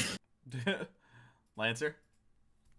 Yeah, Legend of Dragoon sounds like right up my alley. So, yep. Corey? Is this a 4-0? I don't know, because I really like both of these games. I'm actually a little torn. I mean, it really doesn't matter. It really doesn't matter at this point. I'm gonna say Legend of Dragoon. All right, it's another 4-0. I was gonna say it's up to you whether or not it's a 4-0. But XCOM's really close behind it. It's a pretty close fight. I like XCOM. I might play XCOM later. Okay, last match for the first round, and I think it might be the last matchup for the evening, and we'll finish the bracket next week because it's all right. We're coming up on hour 3 here soon. Well, shit. And turn-based apparently got real deep. Yeah. There was a lot of I feel like conversation to be had. Yeah, that, and there's a lot of nostalgia to some of these games. We definitely went a little deeper on like games that are close to us on this one. I feel like a lot of these games also need to be explained. All right, so last two, my games. We have Battle Chasers Night War and Pokemon Ruby. I can give you my decision now, just based on the fact that I don't like the Pokemon games. You can get mad at me, but they're boring as fuck. That, and I like Battle Chasers because of the art style, the fact that it's based on a visual novel that I enjoy. Yeah, so this game is actually based on a graphic novel that was turned into a video game and done very well. I think we all know Pokemon Ruby. I will specify why I chose Pokemon Ruby. I think out of the generations... Look, I'm going to hurt some feelings here, okay? All of you Gen 1ers need to get over yourself. Yes. I'm going to be dead serious here for a second. The argument that the Pokemon in the newer generations are dumb. Everything in Generation 1 is a household animal or item. Yeah. You literally have a magnet that evolves into just 3 magnets combined. Okay? Oh, do you know the story behind that, by the way? Yeah, all of their brains turn into one brain. But they're not any smarter. No, they're just as fucking stupid as the first one. Of intelligence. Okay. Yeah, they still use the self-destruct. There is literally a Pokemon that is a bag of trash and evolves into a bigger bag of trash. That's awesome. There's actual, but to like, so I was talking to someone about this before, and they were like, it was when the fucking set of keys came out. Oh my god. I don't remember which game that was. They were like, meh, it's just a set of keys. Did you know there's actual Japanese lore to this thing that's just a set of keys? Whereas you have things like Pidgey, that's just a bird. Yeah, just a fucking and bird. Squirtle. Yeah. That's just a turtle. No, egg. Hey, hold on. Hold on, everybody hold on. You leave Squirtle alone. Pie Dove. I want you to just look at Pie Dove and tell me that's just not a random pigeon they decided to name Pie Dove. Yeah, Pidgey's a random ass pigeon too. Yeah, no, but look at Pie Dove. It is straight up just a pigeon. There's nothing unique about it. It is a pigeon. Well, that's what I'm saying. A lot of the Generation 1 Pokemon are the same. Yeah, but right? they have some variation to them. It's just a bird. It's just a fucking flower. Pie Dove gives me the same uncomfortable feeling I get from a pigeon when it stares at me. It is literally just a pigeon. Anywho, it frustrates me that they think that's good. I can go off on a long tangent about this. The reason I chose Ruby over all other Pokemon games is personally I like that generation the most. And out of Ruby and Sapphire, I liked Kyogre, or not Kyogre, the Ruby legendary, I forget what his name is. Because, Team Magma and Team Aqua were just really cool, and I like the fact that based on which game you were playing, you had 2 different stories, essentially. Yeah. The goals were the same, but it was essentially 2 different stories. Oh yeah, I had Sapphire. I had the Sapphire version, so I guess. Ruby. Yeah, I have some. I guess I have some say in this, or some thought. Yeah. Or Corey, yeah. What were you trying to say? When it comes to the Pokemon games, it's gotta be fucking Ruby. Oh, it's all. You have Ruby on your phone? Yeah. Yeah, man. Yeah. Game Boy emulators. I think personally this was one of the best generations. The map was actually fun and enjoyable. You know, my the favorite stopped at Total Dial. The new Pokemon that came out with this generation were really good. They were all solid Pokemon. The starters were all really good. I just didn't like the fact of the fact they just become bigger. Yeah. What do you mean? The new Pokemon where it's like, oh, they just get really fucking big. Oh yeah, it's really weird. I'm enjoying it, but it's a fucking Pikachu with a huge dick. What is that? I can see every detail of its genitalia. Does that thing have a cloaca? It's got a 10-foot throbbing cock right there. That's going up against Battle Chasers Night War, which is it's got a very interesting story. The graphics are so smooth. Like, it just looks so good. Like, you have to watch the battle graphics. Everything just looks so nice. The battles are all really cool. The dungeon delving is all unique. Each character in your party has a unique dungeon skill to help you out, like, in the dungeons. So the big robot can heal. The generic warrior guy can dash through traps, so you don't have to set them off. The main chick with massive gauntlets, by the way, she's just this tiny chick with massive gauntlets. I'm looking at her right now. She's massive. The massive gauntlets. Fist. Yeah, they're huge. She can, like, fist. Quake the ground. The environments are all very pretty, and it's a genuinely good looking and good feeling and good playing game. Everything feels so smooth. The skills are all really cool. The way the battle works is, so, like, you have your basic attacks, and then you have your abilities that all cost mana. However, your basic attacks can also give you overcharge.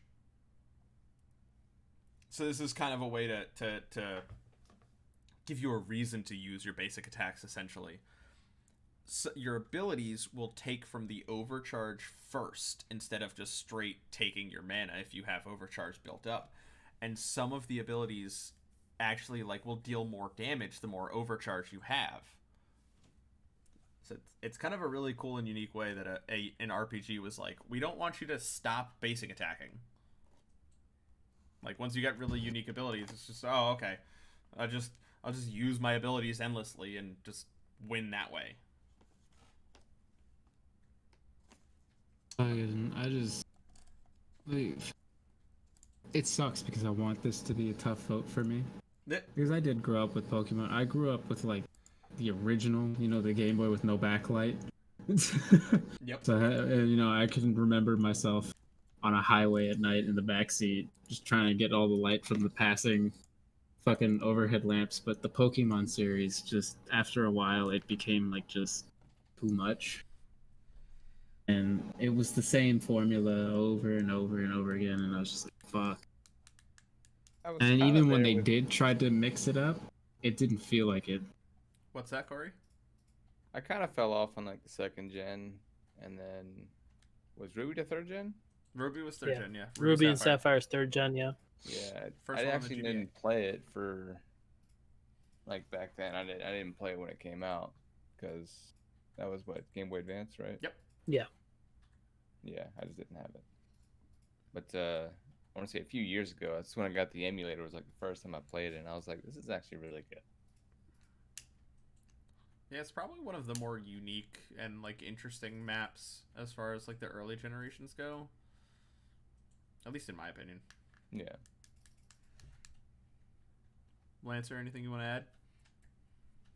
I think you guys pretty much covered it all. I had the Sapphire, but I mean, I guess both games did share some similarities. Yeah.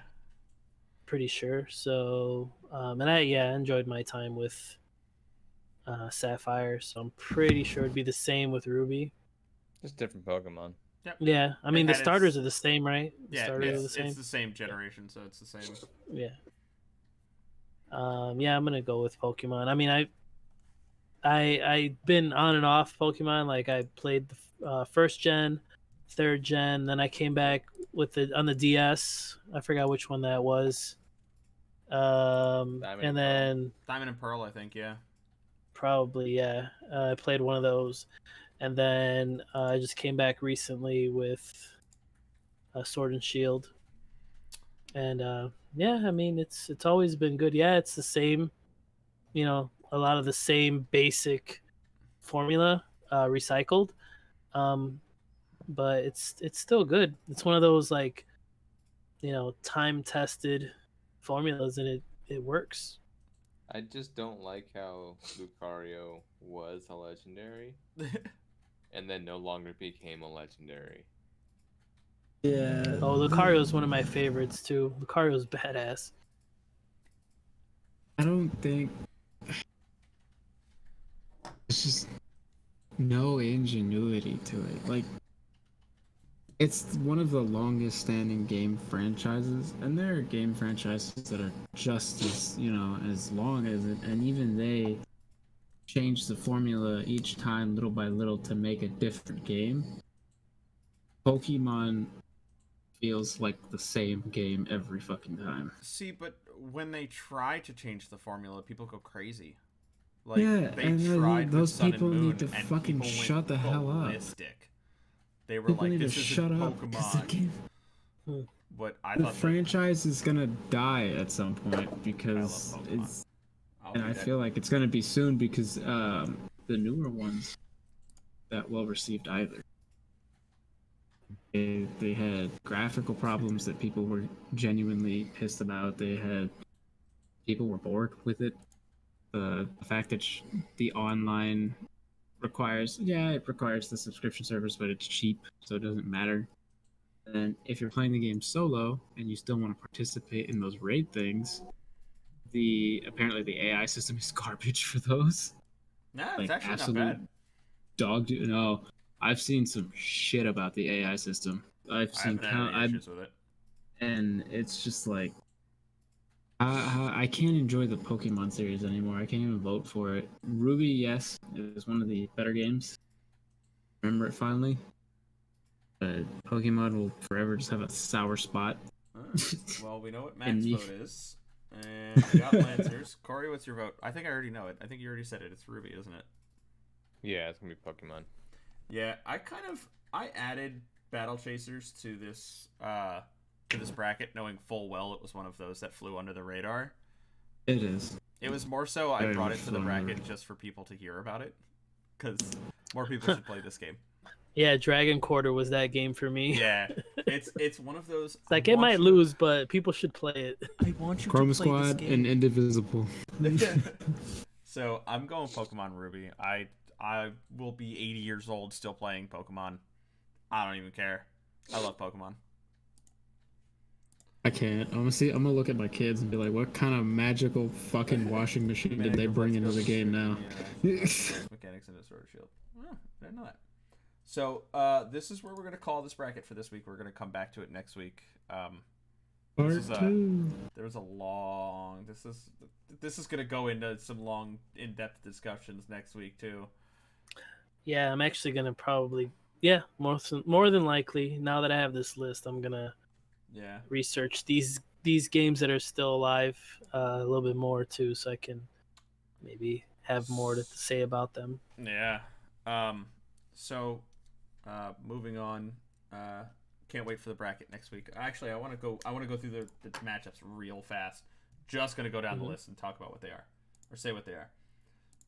So next week, it's going to be Tokyo Mirage Sessions against Fire Emblem Sacred Stones, Golden Sun against Divinity Original Sin 2, Final Fantasy Tactics, Mario Rabbids Kingdom Battle, and Legend of Dragoon vs. Pokemon Ruby. So, before we head off for the night, I believe our wonderful WhiteLightningBean has a bonus quest for us. All right, so about that. Did you forget? You forgot. I forgot. You're a terrible human being. All right. What's your favorite Pokemon? Go. Uh-oh. Corey? Can you hear me? Yeah, I can hear you now. Oh, okay. My favorite Pokemon? Yeah. Squirtle. Good choice. Hands down. That motherfucker's a gangster. You know, the TV show Squirtle was a gangster. He was in the motherfucking Squirtle Squad. You know that? Yeah. And then they said, fuck it, and became firefighters. Yeah. And then he evolves into fucking Water Bowser. Water Bowser. Yeah. It's fucking Bowser with 2 giant-ass water cannons on his back. Yeah. What was the question? I missed it while my shit was conking out for a solid 30 seconds. Favorite Pokemon? Yeah, Corey didn't have a bonus quest ready, so I just went based off of what we were just talking about. Favorite Pokemon? Gengar. Is it? It's a good choice. Because he eats your dreams. Cold-blooded motherfucker. He also likes to play pranks. Or set just molest your brain. All 3 of them are assholes. Yeah, factual. Lancer, assholes in their Pokemon? own rights. Well, there's a couple people also chiming in chats. Angelic says Mawile, and Mario Punch is Pikachu's his favorite.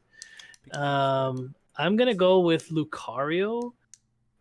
It's just something, dude, just something amazing about teaching Lucario 4 different punches.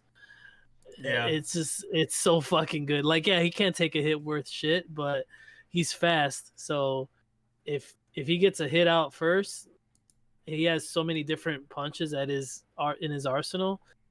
He covers a lot of ground. Like, at least in the version that I played him in. Yeah, he's pretty badass.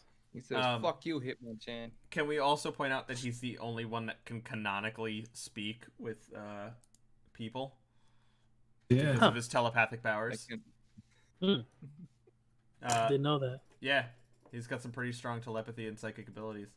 That wasn't his whole like movie about like some fucking time traveling shit where they went back and like saw like the original Pokemon Masters, which were all like just war stories for some reason, and then like instead of Pokeballs they had like control collars. Yeah, it was darker than expected. Can anybody guess what my favorite Pokemon is? It's Growlithe, the best boy. Okay. Executor. Alolan Executor. So I got a video for you. Long neck, bald ass egg boy. It's about Executor, actually. Is it the one Executor turning into a Alolan Executor where his head just flies through the sky? Yeah. Shooting star blazing across the sky. Oh god. Yeah, no. Growlithe, super loyal fire dog, is best dog. That's a good one. Best boy. The goodest of boys. I've always loved Growlithe. Oh, Mel said Eevee. Yeah. That is probably one of the cutest. I feel sorry for Eevee. Angelic brought up a good point. When I was playing Sword, Drizzile was like my favorite because you only have her for so long. Well, my starter was a female, so I only had Drizzile for so long. But she had like this. She had this whole emo look. Yes, it's just like she just had this look on her face, like really, like seriously, dude. Which all right, fine. Who was the grass owl with the hoodie? That was one of the starters. Rowlet. Oh, that's Rowlet. Rowlet. It was the the fucking I like the singer. I like the singer. So the final evolution of the grass starter in Gen 6 is like super badass archer owl in a hoodie. Fucking dope. Yeah, I chose him just because it's one of the most misleading ones because he starts off as a fucking orb. Decidui, I think it's called. I think that's how it's pronounced. I'm not 100% sure. Oh yeah, I played this gen too. Wait, which is this from? Is this the DS? Sun and No, Moon. it's what is it? It's 3DS. Alola. So it's Sun and Moon. So it's a Sun, Sun and and Moon Moon? starter. Rowlet 3DS. is a little owl that turns into So I played this one Sniper too, Owl then. in a Rowlet. hoodie, and it's dope. Rowlet was the shit, man. He's such a little dapper little guy at first. Yeah, Angelic knew which one I was talking about. I just didn't have chat pulled up. So yeah, I think that's everything. Come back to us next week for part 2 of this bracket. There's a lot today. A lot of talking about it. So yeah, other than that, I think that's it for us for tonight. We'll see you guys next week. Everybody say bye. Yep. Peace. Bye. Bye. Mac, play us out. Closing time.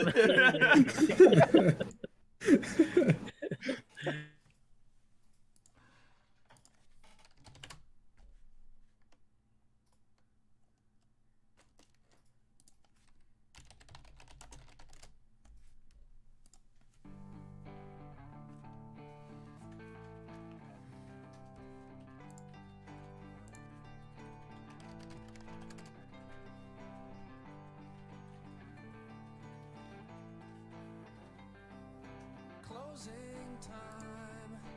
Open all the doors and let you out into the world. Closing time. Turn all of the lights on over every boy and every girl. Closing time. One last call for alcohol, so finish your whiskey or beer. Closing time. You don't have to go home, but you can't stay here. I know who I want to take me home. I know who I want to take me home. I know who I want to take me home. Take me home. Closing time. Time for you to go out to the places you will be from. Closing time. This room